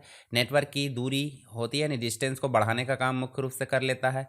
लैन जो है सेगमेंट को एक्सटेंड करता है। विशेष रूप से अगर देखें तो सिग्नल को रीजनरेट करता है। रिपीटर फिजिकल लेयर में काम कर लेता है, डेटा में कोई भी फिल्टरिंग नहीं करता और कॉलिजन डोमेन को अलग नहीं करता है। चलिए ब्रिज की बात कर लेते हैं। ब्रिज क्या है भाई? जैसे दो रास्तों को जोड़ने के लिए ब्रिज का उपयोग किया जाता है, वैसे दो लेन सेगमेंट को जोड़ने के लिए हम ब्रिज का उपयोग कर लेते हैं। और ब्रिज जो है डेटा लिंक लेयर पर काम कर लेती है ओएसआई मॉडल की। ओएसआई मॉडल के बारे में हम आगे देखेंगे विस्तार से। फिर मैक एड्रेस के आधार पर डेटा को फॉरवर्ड करता है कौन? आपका जो एक प्रकार से ब्रिज है। और मैक एड्रेस बोले तो एक डिवाइस का फिजिकल एड्रेस। तो आप सिंपल देखें, आप ये देखिए एक लेन है और दूसरी लेन है, दो लेन सेगमेंट को किसने जोड़ दिया? ब्रिज ने जोड़ दिया। ठीक है, तो आप याद रखिए इस प्रकार से, यानी कि नेटवर्क ट्रैफिक को कम करेगा, डेटा फिल्टरिंग करने का काम कर लेता है और कॉलिजन डोमेन को अलग करता है। विशेष रूप से अगर देखा तो मैक एड्रेस पर कौन काम करता है? ब्रिज काम कर लेता है। और इसके पहले भी मुझे बताए मैक एड्रेस पर कौन काम करता था?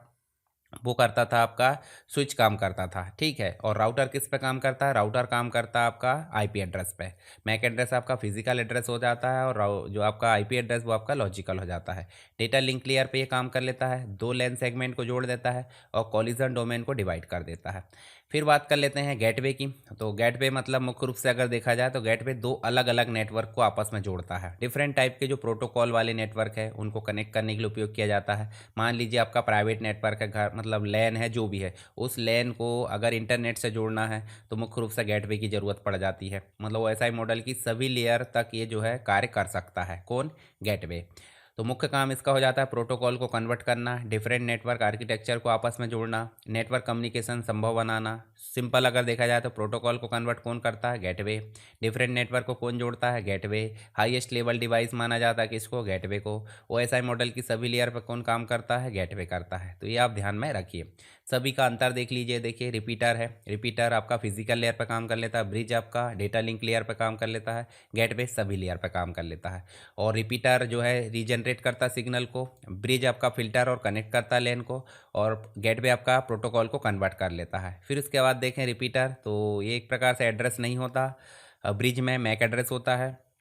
और इसके बाद गेटवे की बात करें, आईपी और प्रोटोकॉल बेस्ड यहाँ देखने को मिल जाता है। रिपीटर में जो कॉलिजन डोमेन है डिवाइड नहीं होता, और बाकी जो है ये डिवाइड करता है कौन? आपका ब्रिज। और यहाँ जो ब्रिज है वो डिवाइड करता है और गेटवे डिपेंड करता है कंडीशन पर। उपयोग डिस्टेंस बढ़ाना रिपीटर का काम हो जाता है, लेन सेगमेंट को जोड़ने का काम हो जाता है ब्रिज का, और डिफरेंट नेटवर्क को जोड़ने का काम हो जाता है गेटवे का। चलिए ये आप देख लेना, यहाँ पे सारी चीज़ें लिखी हुई है और रिवीजन के लिए। फिर बात कर लेते हैं नेटवर्क मॉडल्स की, नेटवर्क मॉडल्स और प्रोटोकॉल्स की। तो इसमें सबसे पहले बात होती है ओएसआई मॉडल की। ओएसआई मतलब ओपन सिस्टम इंटरकनेक्शन। ठीक है, ये आपको इंटरनेशनल ऑर्गेनाइजेशन फॉर स्टैंडर्डाइजेशन जो आईएसओ है, इसके द्वारा इसको विकसित किया गया है। किसके लिए? डेटा को ट्रांसमिट और रिसीव करने के लिए। तो डेटा को जैसे सेंडर है और सेंडर से रिसीवर तक भेजने के लिए क्या किया जाता है? एक निश्चित प्रोटोकॉल का उपयोग किया जाएगा। तो निश्चित प्रोटोकॉल नहीं, यहाँ प्रोटोकॉल का सेट होता है, निश्चित प्रोटोकॉल का एक सेट होता है, किस क्रम में डेटा भेजा जाएगा और किस क्रम में डेटा प्राप्त किया जाएगा। इसको निर्धारित करने के लिए एक मॉडल तैयार किया गया है, जिसमें टोटल कितनी लेयर है? 7 लेयर है, जो फिजिकल से लेकर एप्लीकेशन लेयर तक हो सकती है।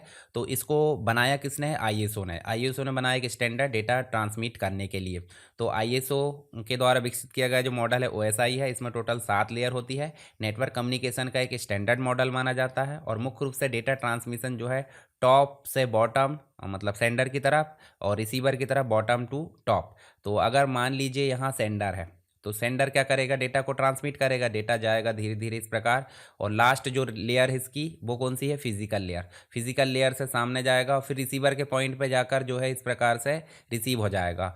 तो यहाँ पे 7वीं नंबर की जो लेयर है वो हो गई आपकी एप्लीकेशन लेयर, जिसमें हम जैसे एमएस वर्ड है, एप्लीकेशन जो भी हम देखते हैं वो। फिर उसके बाद पीछे जाते जाते प्रेजेंटेशन लेयर, फिर सेशन लेयर, फिर उसके बाद ट्रांसपोर्ट लेयर, और यहाँ पे जाओ नेटवर्क लेयर, उसके बाद आपका डेटा लिंक और फिजिकल। तो नीचे आप देखोगे 3 लेयर आपको देखने को मिल जाएगी, इनको बोल देते हैं हम हार्डवेयर लेयर। क्या बोल देते हैं? हार्डवेयर। और ऊपर जो 3 लेयर देखने को मिल जाएगी इनको बोल देते हैं सॉफ्टवेयर लेयर। और बीच में हो जाती है आपकी ट्रांसपोर्ट लेयर। ट्रांसपोर्ट को हार्ट ऑफ ओएसआई बोला जाता है, यानी कि ये एंड टू एंड एक प्रकार से ट्रांसपोर्ट का काम कर लेती है। तो यहाँ पे आप बोलोगे तो आपको सिंपल बोल सकते हैं ये हार्ट है, बोले तो हृदय है, जो हार्डवेयर और सॉफ्टवेयर के बीच में कनेक्टिविटी के लिए पॉसिबिलिटी तैयार कर लेता है। तो चलिए एक एक करके हम देख लेते हैं सभी लेयर के बारे में वर्किंग। तो टोटल 7 लेयर है, आपको पता चल गई। तो सीक्वेंस आपको याद रहना चाहिए, physical data link network, physical data link network ये हो गई आपकी हार्डवेयर लेयर, बीच में ट्रांसपोर्ट लेयर ये कॉमन है, फिर सेशन लेयर, प्रेजेंटेशन एप्लीकेशन ये हो गई आपकी सॉफ्टवेयर लेयर। तो ये भी आपको ध्यान में रहना चाहिए। तो मुख्य कार्य फिजिकल का अगर देखें तो लेयर 1 नाम से जानी जाती है, जो कि बिट के रूप में ट्रांसमिट होती है, बोले तो 0 और 1 में डेटा को भेजी जाती है। फिजिकल बोले तो वायर्ड माध्यम, और वायर किस माध्यम में काम करते हैं, 0 1, बोले तो जो आपके कोएक्सियल केबल है या फाइबर ऑप्टिक केबल है वो 0 1 में काम कर लेते हैं, ठीक है। तो इलेक्ट्रिकल मैकेनिकल स्पेसिफिकेशन यहाँ देखने को मिल जाती है, केबल है, कनेक्टर है, वोल्टेज लेवल, ये डेटा रेंज रेट को तय कर देते हैं। जैसे कि हब है आपका फिजिकल लेयर में काम कर लेता है, रिपीटर आपका फिजिकल में, केबल आपकी फिजिकल लेयर में काम कर लेती है। मुख्य रूप से देखा जाए तो यूनिट ऑफ डेटा क्या है, बिट है, 0 या 1। और लोएस्ट लेयर कौन सी होती है आपकी, फिजिकल। सिग्नल ट्रांसमिशन किस में होते हैं, फिजिकल में। तो ये आप ध्यान में रखना। फिर आती है डेटा लिंक लेयर, जो कि सेकंड लेयर मानी जाती है ओएसआई की, जिसमें फ्रेमिंग में डेटा जाता है, एरर डिटेक्शन यहाँ देखने को मिल जाता है, मैक एड्रेसिंग मिल जाती है, और फ्लो कंट्रोल भी मिल जाता है। तो इसमें मुख्य डिवाइस है स्विच, ब्रिज और एनआईसी, ये सब काम करती है किस पे, ये सब काम करती है आपकी डेटा लिंक लेयर में, ठीक है। और इसमें मुख्य रूप से देखा जाए तो यूनिट डेटा की कौन सी है, फ्रेम है। मैक एड्रेस पे कौन काम करती है, लेयर 2। एरर डिटेक्शन कहाँ होता है भाई, डेटा लिंक लेयर में। उसके बाद नेक्स्ट जो लेयर हो जाती है आपकी नेटवर्क लेयर। नेटवर्क लेयर मुख्य रूप से अगर देखा जाए तो लेयर नंबर 3 है, जो कि लॉजिकल एड्रेस, जिसका मतलब हो जाता है आईपी एड्रेस पे वर्क करती है। और आईपी एड्रेस 2 हो जाते हैं, वर्जन 4 और एक हो जाता है वर्जन 6, ठीक है।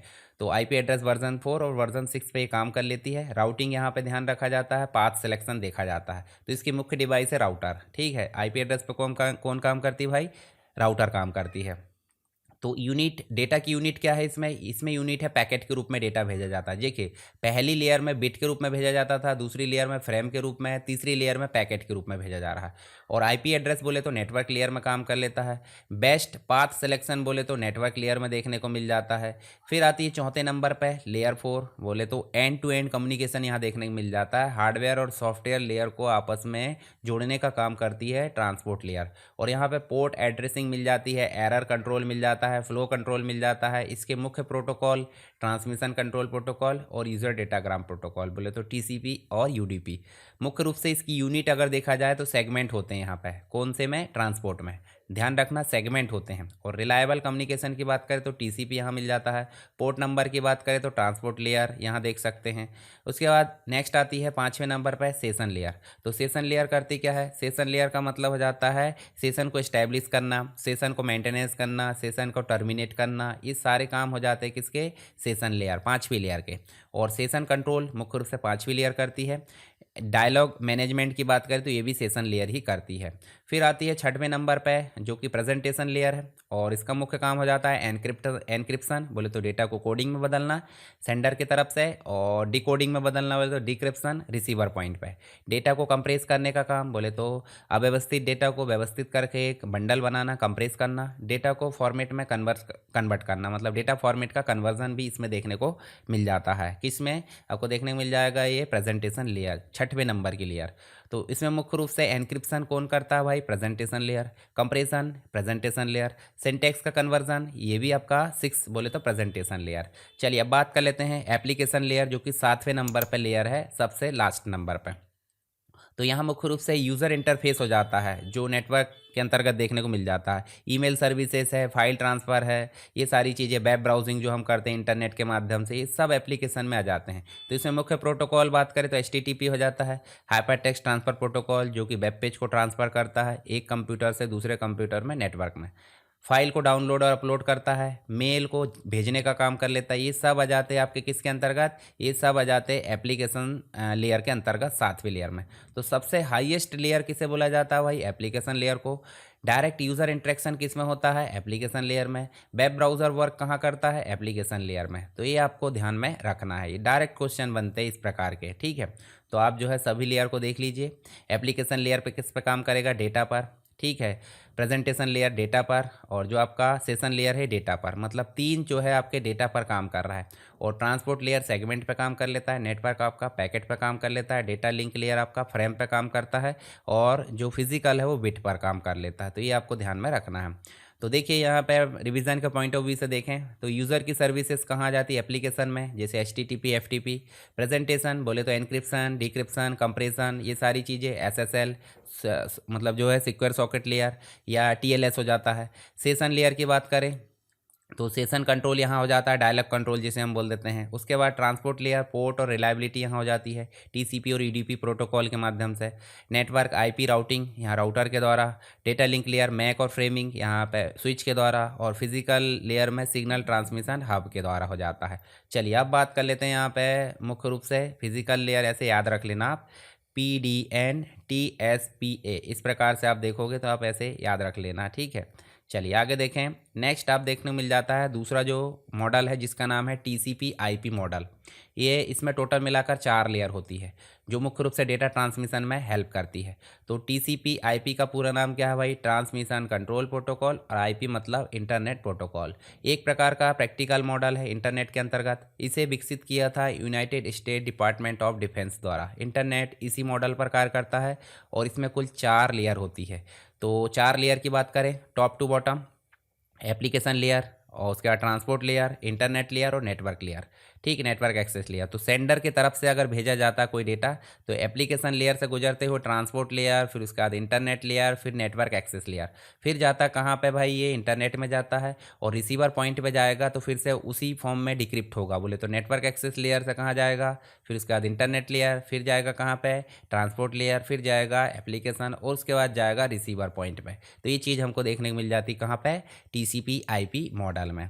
तो यहाँ देखिए सबसे पहले एप्लीकेशन लेयर की बात करें तो यूज़र इंटरफेस, जैसे कि OSI में था, web browsing, email, file transfer, OSI की application layer plus presentation plus session, ये तीनों लेयर को कवर कौन करती है, अकेली लेयर करती है। कौन सी, TCP/IP की एप्लीकेशन लेयर। तो यहाँ पे प्रोटोकॉल मुख्य रूप से हो जाते हैं HTTP, FTP, SMTP और DNS, ये सारे प्रोटोकॉल आ जाते हैं OSI मतलब यहाँ पे TCP/IP की एप्लीकेशन लेयर के अंतर्गत। तो हाईएस्ट लेयर बोला जाता है एप्लीकेशन लेयर को, यूज़र इंटरेक्शन मिल जाता है एप्लीकेशन लेयर में। फिर आती है ट्रांसपोर्ट लेयर। तो जैसे कि OSI मॉडल में थी end to end communication, error control, flow control, port addressing, ये सब जो है ट्रांसपोर्ट लेयर करती है। जैसे TCP और UDP, यहाँ पे रिलायबल हो जाता है TCP, और अनरिलायबल मतलब UDP हो जाता है, ठीक है। फास्ट काम करता है पर अनरिलायबल है, भरोसेमंद नहीं है। और डेटा यूनिट यहाँ मिल जाती है सेगमेंट के रूप में, कहाँ पे, ट्रांसपोर्ट में, जैसे कि वहाँ भी थी। पोर्ट नंबर की बात करें ट्रांसपोर्ट लेयर है, और रिलायबल कम्युनिकेशन इसमें TCP के रूप में देखने को मिल जाता है। फिर आ जाती है थर्ड नंबर की लेयर TCP में, इंटरनेट लेयर, जो कि लॉजिकल एड्रेसिंग, IP एड्रेस पर वर्क करती है। राउटिंग, पैकेट फॉरवर्डिंग यहाँ देखने को मिल जाती है, जिसमें IP प्रोटोकॉल मिल जाता है, ICMP मिल जाता है, ARP मिल जाता है। ये सब प्रोटोकॉल आपके कहाँ देखने को मिलते हैं, IP एड्रेस बोले तो यहाँ पे इंटरनेट लेयर के अंतर्गत मिल जाते हैं। और इसकी यूनिट है पैकेट, याद रखना। मुख्य रूप से IP एड्रेस बोले तो इंटरनेट लेयर, राउटिंग बोले तो इंटरनेट लेयर के अंतर्गत देखने को मिल जाती है। फिर आ जाता है नेटवर्क एक्सेस लेयर, मतलब फिजिकल ट्रांसमिशन यहाँ मिल जाता है, फ्रेमिंग मिल जाती है, मैक एड्रेसिंग मिल जाती है।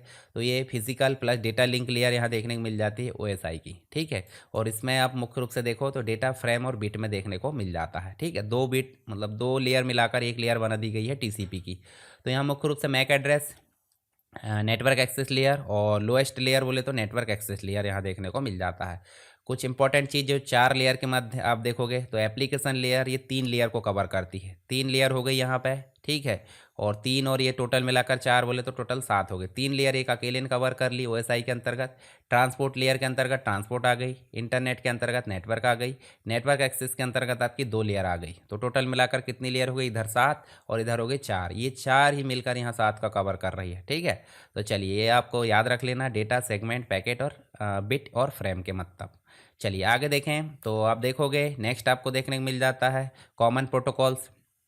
कॉमन प्रोटोकॉल्स में सबसे पहले देखें HTTP और HTTPS, जो कि वेब के अंतर्गत देखने को मिल जाते हैं। FTP आपका फाइल के अंतर्गत देखने को मिल जाता है। SMTP और POP3 आपका ईमेल में देखने को मिल जाता है। जब बात करें HTTP की तो HTTP मतलब हाइपर टेक्स्ट ट्रांसफ़र प्रोटोकॉल। हम इंटरनेट के माध्यम से जब हाइपर टेक्स्ट बोले तो HTML पेज को भेजना है और प्राप्त करना, उसके लिए HTTP उपयोग किया जाता है। पर इसी में दो चीज़ें आ जाती है, एक तो आ जाता है सिक्योर वाला जिसमें SSL या फिर TLS हो जाता है, ट्रांसपोर्ट लेवल कंट्रोल, जो ट्रांसपोर्ट लेवल सिक्योरिटी जो होती है, या फिर सिक्योर सॉकेट लेयर होती है। तो पुराना वर्जन हो गया SSL और नया वर्जन हो गया TLS। तो इन दोनों सिक्योरिटी का, इनमें से कोई एक सिक्योरिटी को उपयोग करके अगर बोल दिया जाए HTTP उपयोग करता है तो वो बन जाता है HTTPS मतलब hyper text transfer protocol secure. ठीक है, तो सिक्योर वाला अभी एन्क्रिप्शन का उपयोग किया जाता है। तो यहाँ सबसे पहले देखते हैं HTTP hyper text transfer protocol. तो वेब पेज को एक्सेस करने के लिए ब्राउज़र और वेब ब्राउज़र के बीच में कम्युनिकेशन करने के लिए इसका उपयोग किया जाता है, और स्टेट लेट प्रोटोकॉल हो जाता है। तो चलिए यहाँ पे एप्लीकेशन लेयर के अंतर्गत अगर देखें तो TCP/IP मॉडल यहाँ पे देखने को मिल जाता है। ठीक है, चलिए यहाँ पे आप देखें इसका पोर्ट नंबर आपको पूछा जाएगा, 80 होता है। मुख्य रूप से वेब ब्राउजिंग के लिए HTTP पोर्ट नंबर 80 और स्टेट लेस प्रोटोकॉल इसे बोला जाता है। फिर आता है इसी का अपग्रेडेड वर्जन जो कि सिक्योरिटी से भरपूर है, HTTPS hyper text transfer protocol. मैं आपको दिखाता हूँ, जैसे मान लीजिए आप यहाँ चलते हो यहाँ गूगल पर, और गूगल में चल के हम जो है यहाँ पे इसमें चलते हैं, तो आप देखोगे यहाँ जाकर देखिए, यहाँ आप जो दो बिंदु दिख रहा है इस पर क्लिक करोगे तो लिखा आता है कनेक्शन इज सिक्योर। इसका मतलब क्या हो जाता है कि यहाँ पे HTTP है, सर्टिफिकेट इज़ वैलिड लिखा आ रहा है, और अगर किसी में नहीं है तो यहाँ पे नॉन सिक्योर या फिर जो है सिक्योर नहीं, यहाँ पे क्रॉस का निशान आएगा, यहाँ पर भी रेड कलर आ जाएगा वार्निंग का। तो ये जो वार्निंग का निशान आ जाता है वो कहलाता है आपका HTTP, और जहाँ पे सिक्योर है इसका मतलब क्या हो जाता है, S लगा हुआ है, यानी कि TLS या SSL लगा हुआ है, इसे बोल देते हैं सिक्योर वेब कम्युनिकेशन। तो HTTP के साथ एनक्रिप्शन यानी डेटा कोडिंग के फॉर्म में ट्रांसमिट हो रहा है और डिक्रिप्ट हो रहा है, तो उसे बोल देते हैं HTTPS, डेटा को सिक्योर तरीके से भेजता है। और यहाँ पे SSL या TLS एनक्रिप्शन होता है। TLS बोले तो ट्रांसपोर्ट लेवल सिक्योरिटी, SSL बोले तो सिक्योर सॉकेट लेयर, और इसका पोर्ट नंबर होता है 443। तो बिना सिक्योरिटी के हो जाता है 80, और सिक्योरिटी अगर कर दिया जाए साथ में तो 443 हो जाता है। याद रखना ये चीज़ें। तो सिक्योर वेब बोले तो HTTPS पोर्ट नंबर 443, एनक्रिप्शन मतलब HTTPS। फिर आ जाता है नेक्स्ट प्रोटोकॉल FTP, जिसका मतलब हो जाता है फाइल ट्रांसफ़र प्रोटोकॉल। तो जब भी हम वेब में सर्वर से कोई डेटा को प्राप्त करते हैं, डाउनलोड करते हैं, और अगर सर्वर पर कोई डेटा अपलोड करते हैं, तो इन सब में सहायक होता है FTP फाइल ट्रांसफ़र प्रोटोकॉल। ठीक है, तो फाइल को डाउनलोड करना, फाइल को अपलोड करना मुख्य रूप से कौन करता है, FTP। क्लाइंट और सर्वर के बीच में फाइल का ट्रांसफ़र FTP करता है, और इसका पोर्ट नंबर हो जाता है 21। याद रखना 21 बोले तो FTP का। सभी का पोर्ट नंबर जितने के हैं वो याद रखना आपको। विशेषता क्या है भाई, यूज़र नेम और पासवर्ड की यहाँ पे आवश्यकता होती है। कुछ मुख्य चीज़ें देखें, file transfer FTP, port number 21 FTP, application layer protocol इसको बोला जाता है। चलिए यहाँ पे देखें तो आपको देखने को मिल जाता है नेक्स्ट SMTP। तो SMTP के साथ में POP3 भी काम कर लेता है। मान लीजिए आपको मेल भेजना है सेंडर तरफ से मेल भेजे, तो भेजने के लिए सहायक हो जाता है simple mail transfer protocol. Internet में गया SMTP यहाँ, और मेल सर्वर में गया, पर जब रिसीवर पॉइंट पर उसको रिसीव करना है तो वहाँ पर ज़रूरत होती है POP3 post office protocol version 3 की। तो आपको दो यहाँ पे प्रोटोकॉल मिल जा रहे हैं, एक तो SMTP और एक मिल जा रहा है POP3। तो ईमेल सेंड करने, मेल सर्वर से मेल को सर्वर मेल तक, मतलब एक प्रकार से मेल सर्वर तक ईमेल भेजना, ये सारे काम कौन कर लेता है, SMTP। इसका पोर्ट नंबर हो जाता है 25। और यहाँ मुख्य रूप से ईमेल सेंड करने का काम SMTP, पोर्ट नंबर 25 SMTP, और आउटगोइंग मेल के लिए क्या कर लेता है, SMTP काम कर लेता है। बात आती है POP3 की, पोस्ट ऑफिस प्रोटोकॉल वर्जन 3, और ईमेल को रिसीव करने का काम कर लेता है, सर्वर से ईमेल डाउनलोड करने का काम कर लेता है, और इसका पोर्ट नंबर आ जाता है 110 बोले तो 110।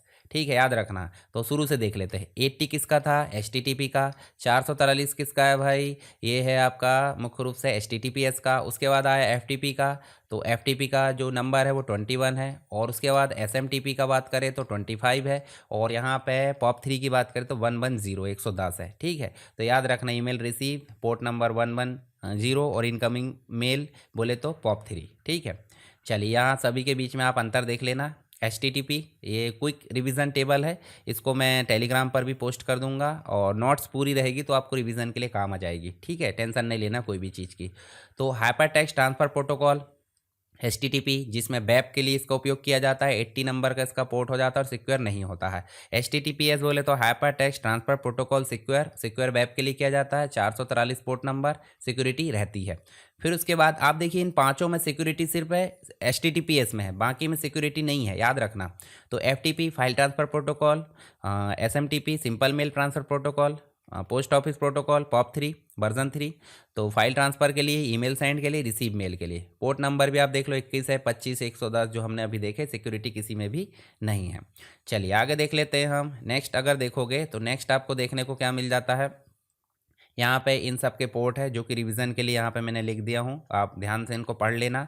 अब बात कर लेते हैं TCP, मतलब एक प्रकार से प्रोटोकॉल है जो कि कनेक्शन ओरिएंटेड प्रोटोकॉल है। और एक हो जाता है ये सिक्योर प्रोटोकॉल बोला जाता है TCP को। UDP जो है आपका कनेक्शन लेस प्रोटोकॉल है जिसको इनसिक्योर बोला जाता है।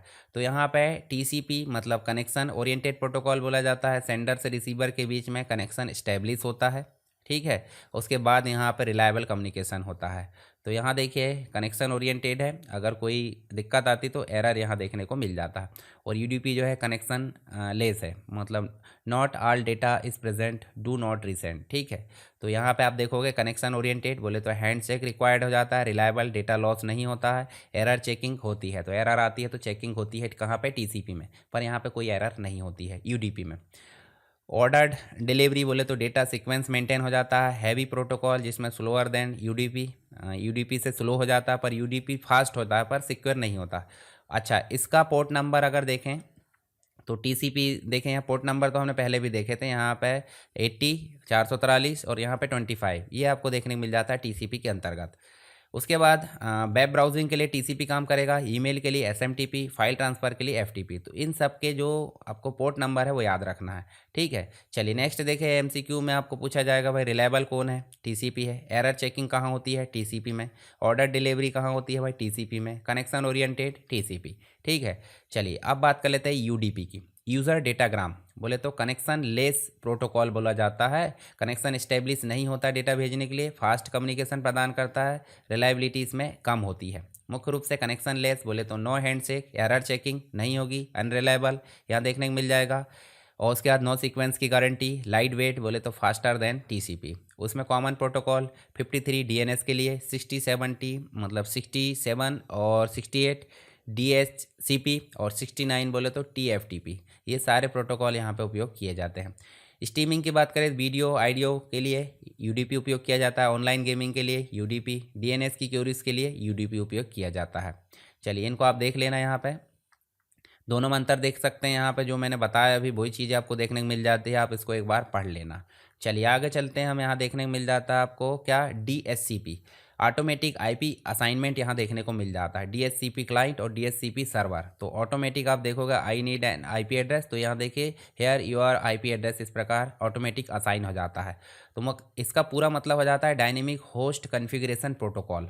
यह एक प्रकार का एप्लीकेशन लेयर प्रोटोकॉल है, मतलब OSI मॉडल बोलो या TCP, उसमें एप्लीकेशन लेयर पर काम कर लेता है DHCP dynamic host configuration protocol. और यह नेटवर्क में डिवाइस को ऑटोमेटिकली IP एड्रेस प्रदान करता है, जैसे कि हमने यहाँ पे देखे हैं। उसके बाद नेक्स्ट देखोगे मैनुअल जो IP कॉन्फ़िगरेशन की आवश्यकता यहाँ पे नहीं रहती है, ऑटोमेटिक मिल जाता है। तो मुख्य फंक्शन क्या है भाई, IP एड्रेस ऑटोमेटिक असाइन हो जाता है, ठीक है। सबनेट मास्क है, डिफ़ॉल्ट गेटवे है, DNS सर्वर एड्रेस, ये सब ऑटोमेटिकली असाइन कर दिया जाता है। अब यहाँ देखिए DHCP प्रोसेस, जिसमें हम देखें तो मुख्य रूप से 4 चरणों में बांटी गई है, जिसे हम डोरा बोल सकते हैं। डिस्कवर किया जाता है पहले, क्लाइंट DHCP सर्वर को ब्रॉडकास्ट करता है। फिर O मतलब offer, server available IP offer करता है। फिर R मतलब रिक्वेस्ट, बोले तो क्लाइंट ऑफ़र किया गया IP एड्रेस रिक्वेस्ट यहाँ करता है। फिर A मतलब एक्नॉलेजमेंट, मतलब पता चल जाता है कन्फर्मेशन, तो सर्वर IP असाइन की कन्फर्मेशन दे देता है। डोरा discover offer request acknowledgement. Next इसके कुछ पोर्ट नंबर हैं, जैसे 67 और 68 यहाँ देखने को मिल जाते हैं। सर्वर के लिए 67 और क्लाइंट के लिए 68। इसके लाभ automatic IP assignment, IP conflict से बचाव हो जाता है, टाइम सेविंग हो जाती है, सेंट्रलाइज मैनेजमेंट यहाँ देखने को मिल जाता है। फिर उसके बाद देखें एमसीक्यू इंपॉर्टेंट पॉइंट अगर देखें तो यहाँ पे ऑटोमेटिक आईपी असाइनमेंट बोले तो डीएससीपी देखने को मिल जाता है। एप्लीकेशन लेयर पे काम कौन करता है, डीएससीपी। पोर्ट नंबर 67 68 डीएससीपी काम कर लेता है। डोरा प्रोसेस कहाँ मिल जाती है आपको, डायनेमिक होस्ट कंट्रोल प्रोटोकॉल में मिल जाती है। और आईपी कॉन्फ्लिक्ट से रोकता है डीएससीपी। सब आप यहाँ एमसीक्यू याद रख सकते हैं।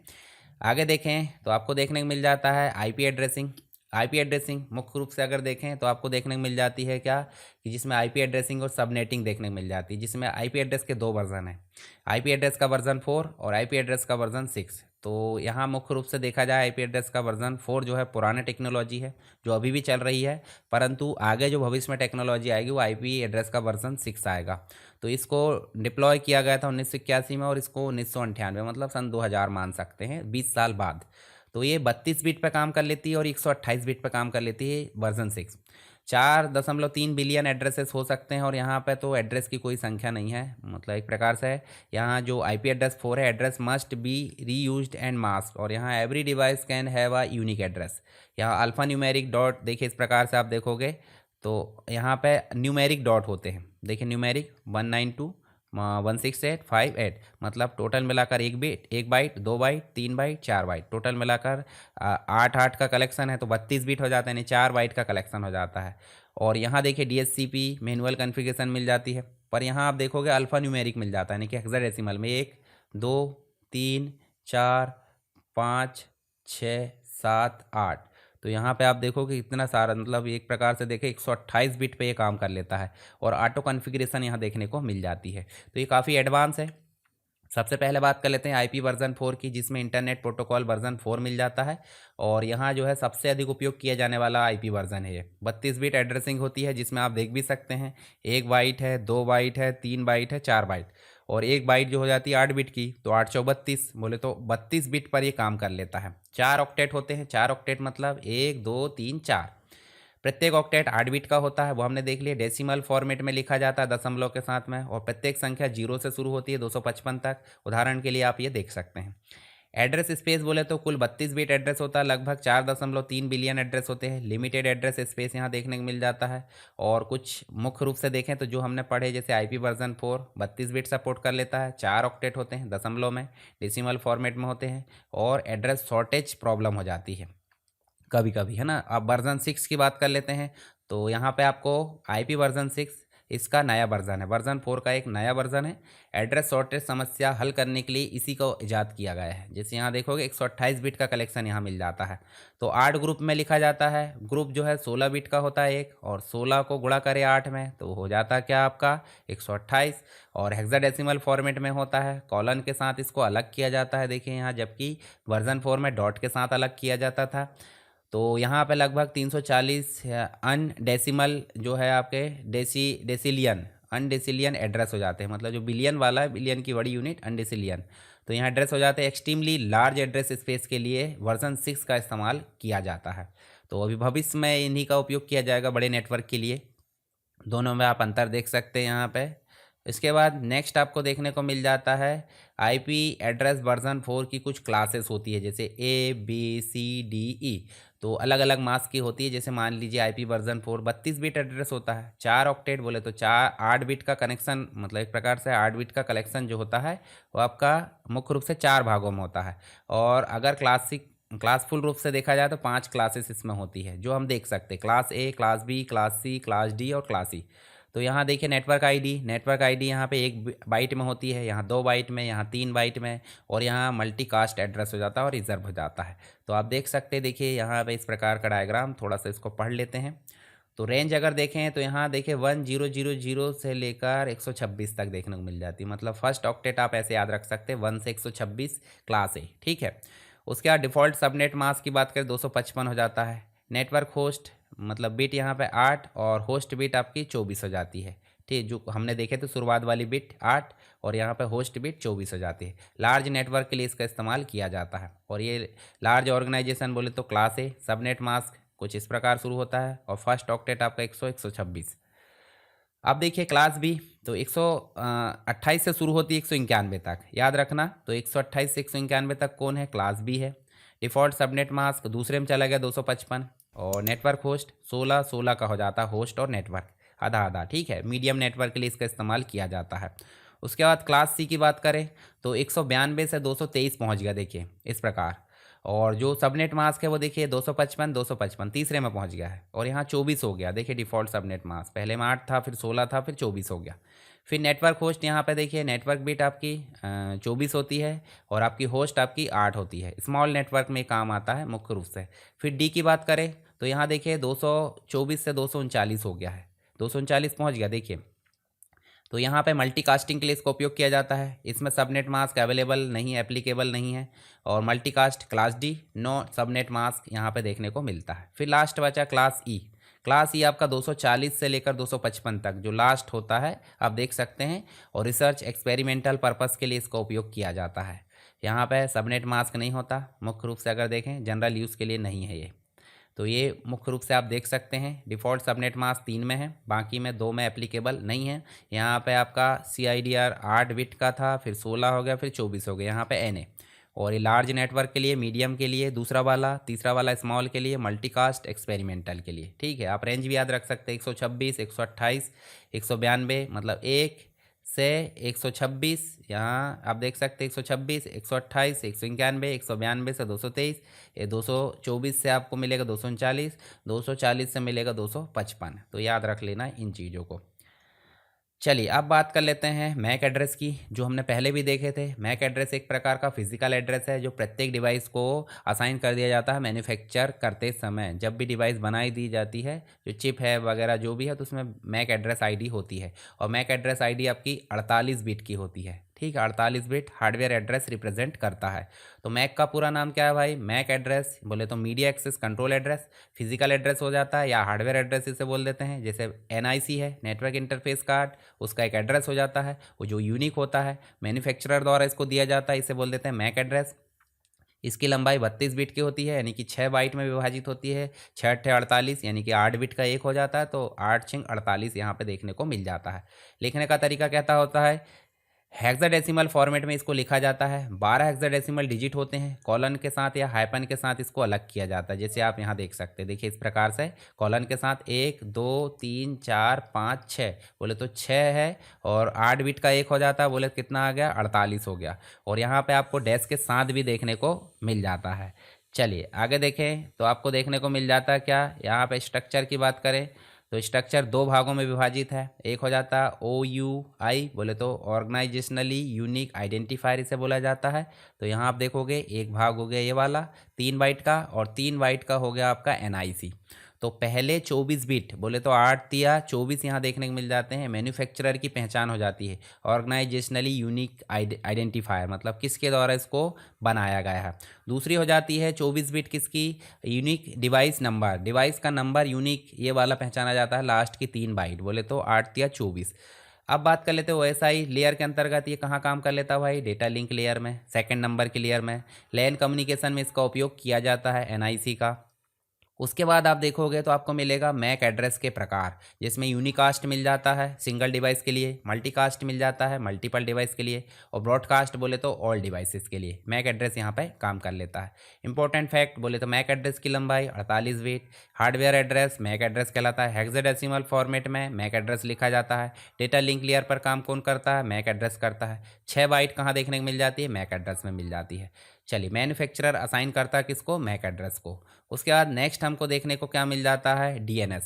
DNS का मतलब क्या होता है? तो DNS मतलब सिंपल आप समझो, DNS मतलब domain name system, host name to IP resolution. मान लो हमने हमारे यूज़र या क्लाइंट में एक सर्च करे www.google.com, तो google.com हमने सर्च करे, कहाँ गया ये रिक्वेस्ट? सर्वर पास। सर्वर के पास जैसे गए, सर्वर को तो google.com को नहीं जानता, फटाक से उनने बोला देख भाई google.com आया है, क्या है ये? तो google.com का जो डाटा है कहाँ रखा हुआ है पहचान के लिए, मतलब ये ID प्रूफ है। तो यहाँ से उनने google.com को देखा और फटाक से उसको एक ID दे दिया ये, और ये ID गई यहाँ पे, और ID के रूप में यहाँ पे डाटा रखा हुआ है किसके पास? Web server. और वेब सर्वर उसको रिस्पॉन्स के फॉर्म में इसको दे देगा। मान लीजिए किसी डोमेन का अगर IP एड्रेस नहीं मिला है तो वो उसका सर्वर में भी डाटा नहीं मिलेगा। तो गूगल मतलब जो आपका न्यूमेरिक वैल्यू मतलब एक प्रकार से अल्फ़ाबेट वाली जो वैल्यू है www.google.com, www.sarkarstudywaves.com, तो इन सब का एक यूनिक आईडी रहता है। उसी आईडी को आईपी एड्रेस बोल देते हैं। जो कौन पहचान करता है? डीएनएस करता है। यानी कि डीएनएस क्या करेगा? जो आपका डोमेन नेम है, डोमेन नेम को आईपी एड्रेस से जोड़ने का काम कर देता है डीएनएस, डोमेन नेम सिस्टम। ठीक है, चलिए इसको पढ़ लेते हैं। डीएनएस का पूरा नाम डोमेन नेम सिस्टम है। इन मुख्य रूप से अगर देखें तो इंटरनेट की फ़ोन बुक बोल सकते हैं। जब भी हम किसी को हमारे फ़ोन बुक में डायल करते हैं तो हम क्या डायल करते हैं? नंबर थोड़ी डायल करते हैं। सीधे नाम निकाले हमने, मिस्टर एक्स को कॉल करो, तो उसके पीछे से बैकग्राउंड में नंबर कॉल होता है। मान लीजिए मिस्टर एक्स सीधे नाम बस सेव है और नंबर सेव नहीं है, तो कॉल होगा क्या? नहीं होगा। तो इसलिए नाम के साथ में नंबर भी होना चाहिए। उसी प्रकार यहाँ पे जो नाम है उसके साथ में भी एक नंबर होना चाहिए। तो जो नंबर है आईपी एड्रेस और नाम बोले तो डोमेन नेम, दोनों को मर्ज करने का काम करता है डीएनएस। तो होस्ट नेम को, जो होस्ट नेम है उसको आईपी एड्रेस में बदलने का काम कर लेता है डीएनएस। ये एप्लीकेशन लेयर का एक प्रोटोकॉल है। ठीक है, जैसे www.google.com, इसका एक आईपी एड्रेस होता है, जो बदलता कौन है? डीएनएस। मनुष्य डोमेन नेम याद नहीं रख सकते, मतलब डोमेन नेम तो याद रख सकते पर आईपी एड्रेस याद रखना पॉसिबल नहीं है। तो इसी समस्या के समाधान के लिए यहाँ पे डीएनएस की आवश्यकता हुई है। तो डीएनएस दोनों के बीच में यहाँ ट्रांसलेशन या कम्युनिकेशन करता है। डीएनएस रेजोल्यूशन प्रोसेस अगर देखें तो यूज़र ब्राउज़र में डोमेन नेम डालता है, रिक्वेस्ट जाता है डीएनएस सॉल्वर के पास, रिजॉल्वर के पास, रिजॉल्वर उसको रूट सर्वर से पूछता है, फिर टीएलडी टॉप लेवल का डोमेन .com.org से पूछता है, फिर अथेंटिकेटिव डीएनएस सर्वर से सही आईपी प्राप्त होता है, फिर आईपी एड्रेस जाता है। तो एक प्रकार से जो सर्वर है उसके पास जो भी रिक्वेस्ट है वो भेज दी जाती है। फिर डीएनएस की हायरार्की बोले तो रूट सर्वर होता है, टॉप लेवल का डोमेन हो जाता है, अथेंटिकेटिव नेम सर्वर हो जाता है। ये सब इस प्रकार देखने को मिल जाता है। तो टीएलडी टॉप लेवल के डोमेन .com.org .in इस प्रकार की चीज़ें मिल जाती है। और ये कौन से पोर्ट पर काम कर लेता है? 53 नंबर। यूडीपी का उपयोग अधिकतर होता है यहाँ पे, टीसीपी भी उपयोग हो सकता है। चलिए डीएनएस रिकॉर्ड टाइप अगर देखें तो रिकॉर्ड डोमेन नेम जो है डोमेन आईपी वर्जन 4, और AA रिकॉर्ड इस प्रकार देखें तो आईपी वर्जन 6 हो जाता है। मैक्स रिकॉर्ड मतलब MX record mail server, C name बोले तो एलियास नेम हो जाता है। चलिए होस्ट नेम को आईपी में कौन बदलेगा? डीएनएस। एप्लीकेशन लेयर पर काम कौन करता है? डीएनएस। पोर्ट नंबर 53 डीएनएस करता है। ए रिकॉर्ड बोले तो आईपी वर्जन 4, और 4 टाइम ए रिकॉर्ड बोले तो आईपी वर्जन 6 हो जाता है। इंटरनेट की फ़ोन बुक किसे बोला जाता है भाई? ये डीएनएस को बोला जाता है। तो डीएनएस और डीएचसीपी मतलब यहाँ पे आप दोनों में अंतर देख सकते हैं। ये आईपी रेजोल्यूशन है डीएनएस, और automatic IP assignment DHCP. 53 address मतलब जो पोर्ट नंबर है डीएनएस का है, और 67 सर्वर का, 68 आपका क्लाइंट का, दोनों मिलकर डीएचसीपी में काम करते हैं। और लेयर दोनों की एप्लीकेशन लेयर है, याद रखना। ठीक है, चलिए अब बात कर लेते हैं हम किसकी? सबनेट मास्क की। सबनेट मास्क भी आपको जो है काफ़ी इंपॉर्टेंट है, एग्ज़ाम में पूछा जाता है, तो आपको देखने को मिल जाएगा यहाँ पे। मुख्य रूप से अगर देखें तो सबनेट मास्क 32 बिट का होता है, जो कि आईपी वर्जन 4 में हो जाता है, और आईपी एड्रेस को दो भागों में विभाजित कर लेता है, एक तो नेटवर्क का पोर्शन और एक होस्ट पोर्शन। तो देखिए नेटवर्क का पोर्शन और एक होस्ट पोर्शन। मान लीजिए देखिए यहाँ पे 192.168.1 और 10 इस प्रकार देखने को मिल जाता है। तो ये 8-8 बिट में होगा। देखिए 1 2 3 और ये 4। तो जो लास्ट वाली 4 है उसको होस्ट अलग कर दिया और एक नेटवर्क को अलग कर दिया। किसने? सबनेट मास्क ने। ठीक है, सबनेट मास्क आप देखोगे तो आपको देखने को मिल जाता है। सबनेट मास्क का कार्य क्या हो जाता है? मुख्य रूप से यह बताता है कि कौन सा भाग नेटवर्क है और कौन सा भाग होस्ट है। तो नेटवर्क आईडी को पहचानना, होस्ट आईडी को पहचानना, सबनेटिंग करना, राउटिंग में सहायता करना, किसका काम? सबनेट मास्क का। स्ट्रक्चर मुख्य रूप से देखा जाए तो यहाँ पे नेटवर्क बिट 1 हो जाती है और होस्ट बिट आपकी 0 हो जाती है। उदाहरण के लिए यहाँ आप देखोगे तो नेटवर्क बिट इस प्रकार देख सकते हैं, और होस्ट बिट आप देखोगे तो इस प्रकार से देख सकते हैं। ठीक है, बाइनरी में देखा जाए तो देखिए बाइनरी में, और ये 0 हो जाती है। ठीक है, अब मैं आपको अगर एग्जांपल के लिए दिखाऊं भी तो आपके कंप्यूटर में भी एक प्रकार से सबनेट मास्क और ये सारी चीज़ें देखने को मिल जाती है। जैसे मैं यहाँ दिखाऊं, सेटिंग में चलते हैं और नेटवर्क वाली जो कनेक्टिविटी उसमें चलेंगे। जैसे यहाँ चलते हैं और यहाँ चल के हम जो है नेटवर्किंग देखना चाह रहे हैं, मतलब जो भी आपके पास में नेटवर्क है उसको हम देखना चाह रहे हैं। तो यहाँ पर नेटवर्क है, इंटरनेट में गए, और इंटरनेट में जाने के बाद आप जो है कहाँ जाओगे? जैसे मान लीजिए उदाहरण के लिए ईथरनेट में चले गए, और ईथरनेट में चल के आप जाओगे तो यहाँ देखने को मिल जाएगा पे देखिए यहाँ देखने को मिल जाता है आपको आईपी एड्रेस मिल जाता है। देखिए ये वर्जन 6 वाला मिल जाता है। डीएचसीपी भी यहीं मिल जा रहा है। देखिए ऑटोमेटिक आईपी असाइनमेंट भी ऑटोमेटिक डीएचसीपी में मिल जाता है। मैन्युफैक्चरर देखिए यहाँ पे वर्जन 4 का जो एड्रेस है वो दिख रहा है। आईपी एड्रेस डीएनएस सर्वर मिल जा रहा है। गेटवे एड्रेस मिल जा रहा है। ये सारी चीज़ें आपको यहाँ पे मिल जाती है। आप चाहे तो इसको एडिट कर सकते हैं। मान लीजिए आप जाते हैं यहाँ पे और यहाँ पे एडिट करना चाहते हैं तो वो भी आप कर सकते हैं। देखिए यहाँ पे भी एडिट लिखा, ऑथेंटिकेशन सेटिंग लिखा है, तो इनको आप चाहे तो एडिट कर सकते हैं, नहीं तो ऑटोमेटिक तो है यहाँ पे। ठीक, तो ये कहलाता है आपका एक प्रकार से ऑथेंटिकेशन की सेटिंग, नेटवर्क। ये देखिए सारी चीज़ें आपको देखने को मिल जा रही है वहाँ पे। तो आपके कंप्यूटर में भी ये चीज़ें देखने को मिल जाती है। सबनेट मास्क है, आईपी एड्रेस है, गेटवे एड्रेस है, ये सारी चीज़ें। तो मुख्य रूप से कॉमन जो डिफ़ॉल्ट मास्क हो जाता है वो इस प्रकार से देखने को मिल जाता है। 8 मतलब 8 बिट का, 16 बिट बोले तो 2 आपको 255 मिल जाते हैं। उसके बाद 3 मतलब 24 मिल जाते हैं। ठीक है, तो इस प्रकार नेटवर्क आईडी और होस्ट आईडी आपको देखने को मिलती है। चलिए CIDR का मतलब कैशलेस इंटर डोमेन राउटिंग हो जाता है, जो कि आपको 8 16 24 के रूप में देखने को मिल जाता है। उसके बाद होस्ट कैलकुलेशन फार्मूला आप देखें तो इस प्रकार से आप देख सकते हैं। हालांकि ज़्यादा आपको दिमाग नहीं लगाना, इतना ज़्यादा हैवी नहीं पढ़ना है। तो चलिए यहाँ पे नेटवर्क एड्रेस और ब्रॉडकास्ट एड्रेस जो आपको 01 के फॉर्मेट में देखने को मिल जा रहे थे, आगे चलते हैं हम। तो नेक्स्ट आपको देखने को मिल जाता है नेटवर्क सिक्योरिटी। तो नेटवर्क सिक्योरिटी होती क्या है और ट्रबल शूटिंग, तो मुख्य रूप से इसके अंतर्गत आपको मिल जाता है सबसे पहले फायरवॉल। तो फायरवॉल होता क्या है भाई? फायरवॉल का मतलब पैकेट की फ़िल्टरिंग करना, सिक्योरिटी पॉलिसीज़ को ध्यान में रखना। मतलब आपके कंप्यूटर में जितनी भी अनऑथराइज चीज़ें हो रही है, डेटा ट्रांसमिट हो रहा है, वो सारी चीज़ों पर निगरानी या मॉनिटरिंग करने का काम कर लेता है फायरवॉल। फायरवॉल आपका हार्डवेयर और सॉफ्टवेयर 2 लेवल पे आता है। नेटवर्क सिक्योरिटी डिवाइस इसको बोला जाता है। आप सीधे चलो और यहाँ पर चल लेते हैं हम फायरवॉल, या फिर हम जो है चलिए यहाँ पर हम जो है फायरवॉल सर्च कर लेते हैं। तो आपके कंप्यूटर में देखिए firewall, inbound rule, outbound rule, connection security rules, monitoring, ये देखिए सारे ऑप्शन यहाँ पे नज़र आ रहा है। तो ये आपको किस में देखने को मिल जाते हैं? ये आपको जो है फायरवॉल में देखने को मिल जाता है। फायरवॉल एक प्रकार की क्या है? दीवार है। दीवार बोले तो नेटवर्क की दीवार है, जो इंटरनेट कनेक्शन से आने वाले अनऑथराइज्ड जो भी चीज़ें है उससे आपके नेटवर्क को सुरक्षा प्रदान करती है, यानी कि इनकमिंग और आउटगोइंग ट्रैफिक पर मॉनिटर करता है। सिक्योरिटी रूल्स पॉलिसीज़ के आधार पर ट्रैफिक को अलाउ और ब्लॉक कर देता है। कुछ भी चीज़ अगर अनावश्यक आई है तो उसको ब्लॉक कर देगा। यह नेटवर्क को अनऑथराइज एक्सेस से बचाता है। फायरवॉल का मुख्य कार्य नेटवर्क की सुरक्षा, मैलिशियस ट्रैफिक, जो अनऑथराइज चीज़ें हैं, वायरस है, खतरा है, उनको सबको रोकने का काम करता है। इंटरनेट जो इंटरनल नेटवर्क होता है उसको एक्सटर्नल थ्रेट या खतरे से बचाना, एक्सेस कंट्रोल लागू करना, पैकेट फिल्टरिंग, फायरवॉल यहाँ देखने को मिल जाता है। प्रत्येक डेटा पैकेट को जांचने का काम कौन करता है भाई? फायरवॉल कर लेता है। Source IP, destination IP, port number, protocol को चेक करने का काम भी आपका फायरवॉल करता है। रूल के अनुसार अलाउ और डिनाय भी ये करता है। जैसे हम अगर किसी एप्लीकेशन को इंटरनेट दे रहा, ठीक है, अगर इंटरनेट नहीं देना चाहते तो वो भी फायरवॉल ही करेगा। यह किस लेयर पर काम कर लेता है? नेटवर्क लेयर और ट्रांसपोर्ट लेयर पर यह काम कर लेता है फायरवॉल, लेयर नंबर 3 और लेयर नंबर 4। उसके बाद आप देखोगे तो सिक्योरिटी पॉलिसीज़ यहाँ हो जाती है, जैसे सोर्स एड्रेस, डेस्टिनेशन एड्रेस, ये सारी चीज़ें, port number, protocol, TCP UDP, action, allow और डिनाय।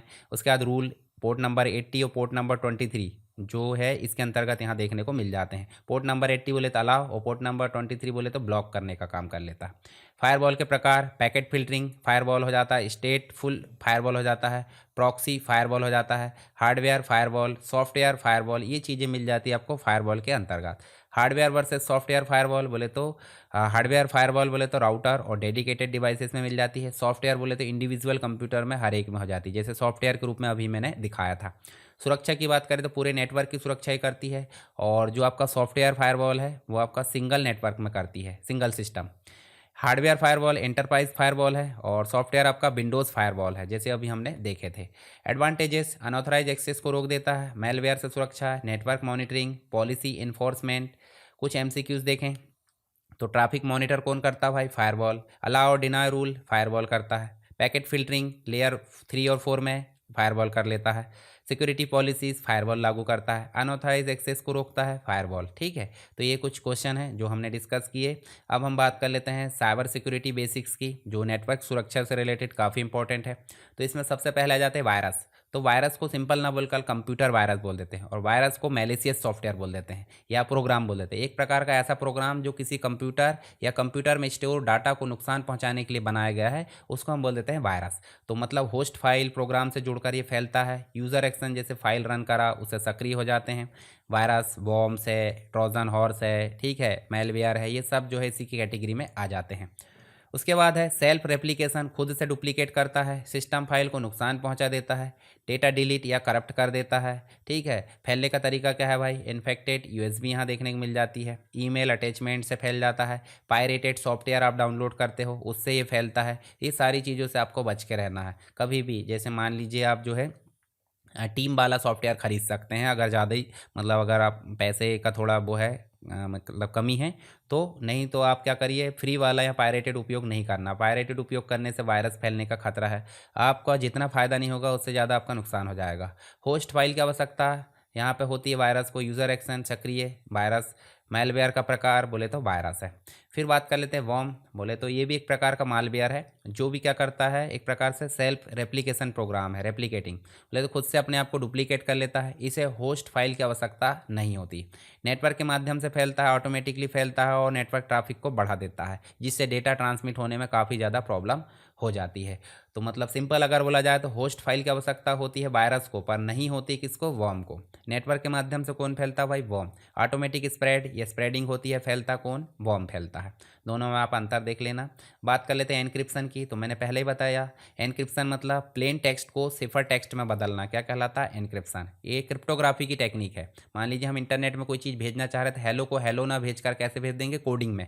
और ये कोडिंग में बदलना ही क्या कहलाता है? एनक्रिप्शन। और इस कोडिंग वाले टेक्स्ट को बोल देते हैं सिफर टेक्स्ट। और उसके बाद फिर से रिसीवर पॉइंट पे हेलो चाहिए तो इसको करना पड़ता है डिक्रिप्ट बोले तो डिक्रिप्शन। और डिक्रिप्ट करने के बाद उस टेक्स्ट को फिर से बोल दिया जाता है प्लेन टेक्स्ट। और इस टेक्नोलॉजी को बोल देते हैं क्रिप्टोग्राफी। तो यहाँ पे डेटा को सिक्योर बनाता है, अनऑथराइज एक्सेस से रोकता है। एनक्रिप्शन डेटा को एनकोड किया जाता है, डिक्रिप्शन डेटा को ओरिजिनल डेटा में बदला जाता है। अब मान लीजिए सिमेट्रिक की का उपयोग कर लेते हैं हम, तो एक ही की का उपयोग किया जाता है एनक्रिप्ट और डिक्रिप्ट के लिए। और असिमेट्रिक एनक्रिप्शन का उपयोग कर लेते हैं तो पब्लिक की और प्राइवेट की का उपयोग किया जाता है, ठीक है। उपयोग क्या है भाई? ऑनलाइन बैंकिंग करना है तो एनक्रिप्शन की ज़रूरत पड़ेगी। HTTPS यहाँ पे एनक्रिप्शन के लिए, सिक्योर कम्युनिकेशन एनक्रिप्शन के लिए, ये सब उपयोग किया जाता है।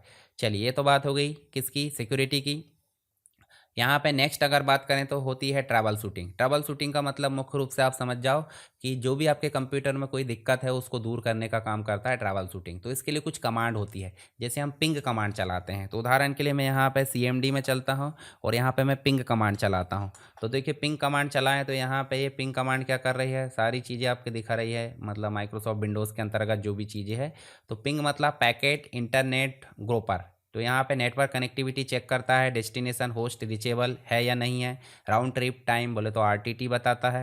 और इसके अंदर प्रोटोकॉल ICMP बोले तो इंटरनेट कंट्रोल मैसेज प्रोटोकॉल देखने को मिल जाता है। तो कनेक्टिविटी टेस्ट कौन करता है भाई? पिंग करता है। ICMP का उपयोग कौन करता है? पिंग करता है। रिप्लाई टाइम आउट दिखाता है कौन? पिंग दिखाता है। अब बात होती है नेक्स्ट IP कॉन्फ़िगरेशन की। तो मान लीजिए आप चलते हैं कहाँ पे? रन डायलॉग बॉक्स में, और यहाँ पे आप लिख देते हैं क्या? IP आपने लिखे कॉन्फ़िग, एंटर करें। देखिए IP कॉन्फ़िग दिखा जरूर दिया है, पर यहाँ पे हम चल के अगर लिख देते हैं IP और यहाँ लिख देते हैं हम कॉन्फ़िग, तो देखिए यहाँ पे IP कॉन्फ़िगरेशन दिखा रहा है, लैन अडाप्टर, वाईफाई 3, सारी चीज़ें दिखा रहा है, मीडिया स्टेट वगैरह। तो एक प्रकार से सिस्टम का IP एड्रेस दिखाता है, subnet mask, default gateway, DNS server, कौन दिखाता है? IP config. तो IP कॉन्फ़िग बोले तो मुख्य रूप से ऑल बोले डिटेल इन्फो दिखाता है। यहाँ रिलीज़ IP रिलीज़ है, और यहाँ पे न्यू IP रिक्वेस्ट यहाँ देखने को मिल जाती है, DHCP। नेक्स्ट ट्रा सर्ट देखने को मिल जाता है, एक प्रकार से विंडोज़ के अंतर्गत देखने को मिलती है। और लाइनेक्स में आपको एक प्रकार से ट्रेस रूट और ट्रेस RT मतलब विंडोज़ के अंतर्गत, ट्रेस रूट मतलब लाइनेक्स के अंतर्गत।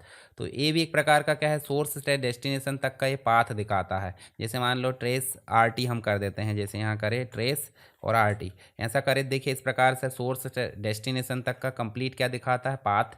प्रत्येक होप दिखाता है, डिले यहाँ दिखाता है। फिर यहाँ प्रोटोकॉल ICMP का उपयोग किया जाता है, ठीक है। उसके बाद है NS लुकअप, आप देखोगे तो इसका काम हो जाता है डोमेन नेम का IP पता करना। तो NS लुकअप हम देख लेते हैं यहाँ टाइप करके, NS लुकअप, और इस प्रकार हमने टाइप करे तो देखिए इस प्रकार से डिफ़ॉल्ट सर्वर नेम, जियो फाइबर जो भी है, ये देखिए एड्रेस वगैरह सब दिखा दिया है। तो एन एस लुकअप क्या कर लेता है भाई, डोमेन नेम का आईपी पता करता है, डीएनएस क्यूरी टेस्ट करता है। एन एस लुकअप google.com, इस प्रकार से हम एग्जाम्पल भी लिख सकते हैं, ठीक है, किसी का अगर ढूंढना है तो। एनएस मतलब डीएनएस टेस्टिंग के टूल के लिए एनएस लुकअप की ज़रूरत पड़ जाती है। डोमेन टू आईपी रेजोल्यूशन मतलब एनएस लुकअप। चलिए नेक्स्ट है नेट स्टेट। नेट स्टेट क्या करता है, एक्टिव नेटवर्क कनेक्शन दिखाता है। और लिस्टिंग है, लिस्टिंग प्रोटोकॉल एक प्रकार से दिखाता है, राउटिंग टेबल दिखा सकता है। इसके अंदर कुछ ऑप्शन भी है, जैसे /a मतलब ऑल कनेक्शन, /n मतलब न्यूमेरिक फॉर्मेट में, /r मतलब राउटिंग टेबल में। तो इस प्रकार अगर देखें तो ये हमको कुछ कमांड देखने को मिल जाती है। उसके बाद नेक्स्ट आप इनमें दोनों में सभी में जो कंपैरिजन देख लेना।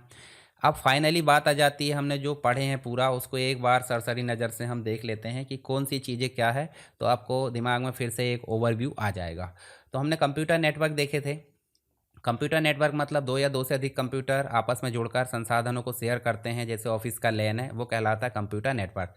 फिर पर्सनल एरिया नेटवर्क देखे थे हमने, जो ब्लूटूथ वाला है। लोकल एरिया नेटवर्क देखे थे, स्कूल लैब नेटवर्क, इसकी स्पीड ज़्यादा होती है। Main metropolitan area network, city network, इसकी स्पीड लेन से कम होती है और लेन से बड़ा होता है। बैन दुनिया भर का नेटवर्क, वाइड एरिया नेटवर्क, जो इंटरनेट होता है और इसकी स्पीड कम होती है, किससे, लैन और मैन से। बीपीएन हो जाता है जो इंटरनेट ही है परंतु एक सिक्योर नेटवर्क प्रोवाइड कर लेता है, वर्चुअल प्राइवेट नेटवर्क, एक सिक्योर टनल होती है। फिर ट्रांसमिशन मोड में हमने सिंप्लेक्स और हाफ डुप्लेक्स और फुल डुप्लेक्स देखे। वन वे हो जाता है, टू वे, वन टाइम पे one way. Half duplex, full duplex मतलब टू वे बोले तो साइमल्टेनियसली, बोले तो एक साथ आप दोनों तरफ बातचीत कर सकते हैं, फ़ोन कॉल जैसे। वॉकी टॉकी आपका किस में हो जाता है, हाफ डुप्लेक्स। कीबोर्ड से सीपीयू आपका सिंप्लेक्स। फिर नेटवर्क टोपोलॉजी बोले तो बस देखे थे, single backbone, star, centralise device, ring मतलब सर्कल फॉर्म में, मेस मतलब सब आपस में इंटरकनेक्टेड, ट्री मतलब जो आपका एक प्रकार से बैकबोन वाला बोले तो बस टोपोलॉजी, और आपका हब टोपोलॉजी है यानी कि स्टार है उनके माध्यम से, हाइब्रिड मतलब मल्टीपल टोपोलॉजी मिलकर। तो यहाँ आप देख सकते हैं ओल्ड नेटवर्क बोले तो बस टोपोलॉजी, मॉडर्न लैन स्टार है, टोकन रिंग आप देख सकते हैं सभी के पास टोकन हो जाता है अगर जिसको भेजना है। मिलिट्री लेवल का बोले तो मेश टोपोलॉजी, कॉर्पोरेट नेटवर्क बोले तो ट्री टोपोलॉजी, स्टार प्लस बस बोले तो हाइब्रिड। फिर ट्रांसमिशन मीडिया ट्विस्टेड पेयर देखे हमने, यूटीपी और एसटीपी, कैट 6 और कैट 7 मतलब कैट 5 देखे थे। Ethernet cable, coaxial cable, shielded cable है जो कि केबल टीवी में उपयोग की जाती है। Fibre optic, light based transmission जो कि हाई स्पीड इंटरनेट देती है। Radio waves, wireless signal wifi के लिए। Microwaves, high frequency wireless mobile tower के लिए। उसके बाद सैटेलाइट स्पेस कम्युनिकेशन डीटीएच जैसे देख सकते हैं हम। फिर नेटवर्किंग डिवाइस में देखें तो हब एनआईसी आ जाता है, नेटवर्क इंटरफेस कार्ड 48 बिट का मैक एड्रेस रखता है। ईथरनेट कार्ड, हब आपका ब्रॉडकास्टिंग के लिए लेयर 1 में काम कर लेता है, ओल्ड लैन सेटअप। स्विच आपका मैक बेस्ड फॉरवर्डिंग होता आता है, लेयर 2 में काम कर लेता है ऑफिस लैन के लिए। राउटर आपका कनेक्ट डिफरेंट नेटवर्क मतलब एक प्रकार से लेयर 3 में काम कर लेता है होम राउटर के लिए, ठीक है। और राउटर आईपी एड्रेस पे वर्क कर लेता है। मॉडेम मॉड्यूलेशन डिमॉड्यूलेशन कर लेता है आईएसपी से मॉडेम। इसके बाद आप देखोगे सिग्नल बूस्ट करने का काम, रीजनरेटर बोले तो रिपीटर, लॉन्ग केबल लैन के लिए।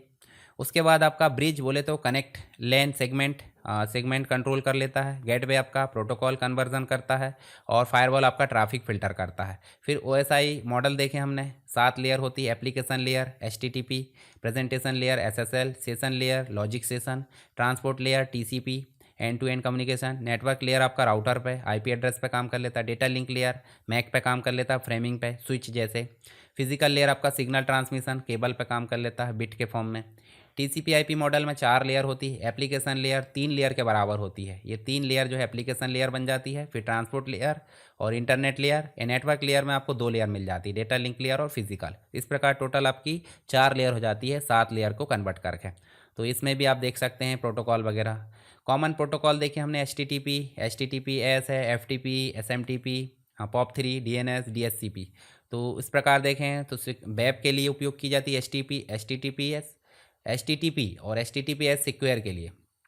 पोर्ट नंबर आप देख लेना, फाइल ट्रांसफ़र के लिए FTP, सेंड मेल के लिए SMTP, रिसीव के लिए POP3, और नेम को IP में बदलने का काम DNS, ऑटोमेटिक IP DHCP। सबका पोर्ट नंबर याद रखो, 80 443 21 है। उसके बाद आपका 25 110, और आप देखोगे यहाँ पे तो 53 67 और 68 आपको मिल जाता है सर्वर और क्लाइंट के लिए, ठीक है, तो आप इनको पढ़ लेना एक बार। आईपी एड्रेसिंग भी देखें, आईपी वर्जन 4 और 6 जो 32 बिट और 128 बिट में देखने को मिल जाता है। यहाँ पे आपको न्यूमेरिक मिलता है, हेक्साडेसिमल मिल जाता है। मैक एड्रेस आपका 48 बिट का मिल जाता है। सबनेट मास्क आपका जो है 32 बिट का ही मिल जाता है। ठीक है, होस्ट और नेटवर्क आईडी को अलग कर लेता है।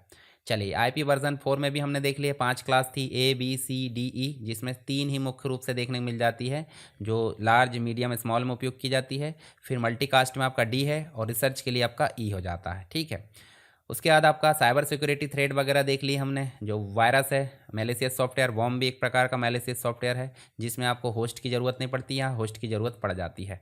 जिसमें ये ऑटोमेटिक रेप्लिकेट है, ये भी ऑटोमेटिक रेप्लिकेट है। एनक्रिप्शन, प्लेन टेक्स्ट को साइफर में बदलना, फायरवॉल, ट्रैफिक फिल्टरिंग करने का काम कर लेता है। इसके बाद है ट्रबल शूटिंग कमांड। मुख्य रूप से पिंग देखें कनेक्टिविटी टेस्ट के लिए, आईपी कॉन्फ़िग, आईपी इन्फो के लिए, ट्रेस आरटी देखें पाथ ट्रेस के लिए, एनएस लुकअप, डीएनएस चेक के लिए, और नेट स्टेट आपने देखे एक्टिव कनेक्शन के लिए। तो इस प्रकार हमने यहाँ पे सारी चीज़ें बोले तो जो आपका कंप्लीट रूप से नेटवर्किंग से रिलेटेड, कंप्यूटर नेटवर्किंग से रिलेटेड कंप्लीट चैप्टर था, जो यूनिट थी वो हमने कवर कर ली। आई होप आपको सारी चीज़ें क्लियर हो गई होगी।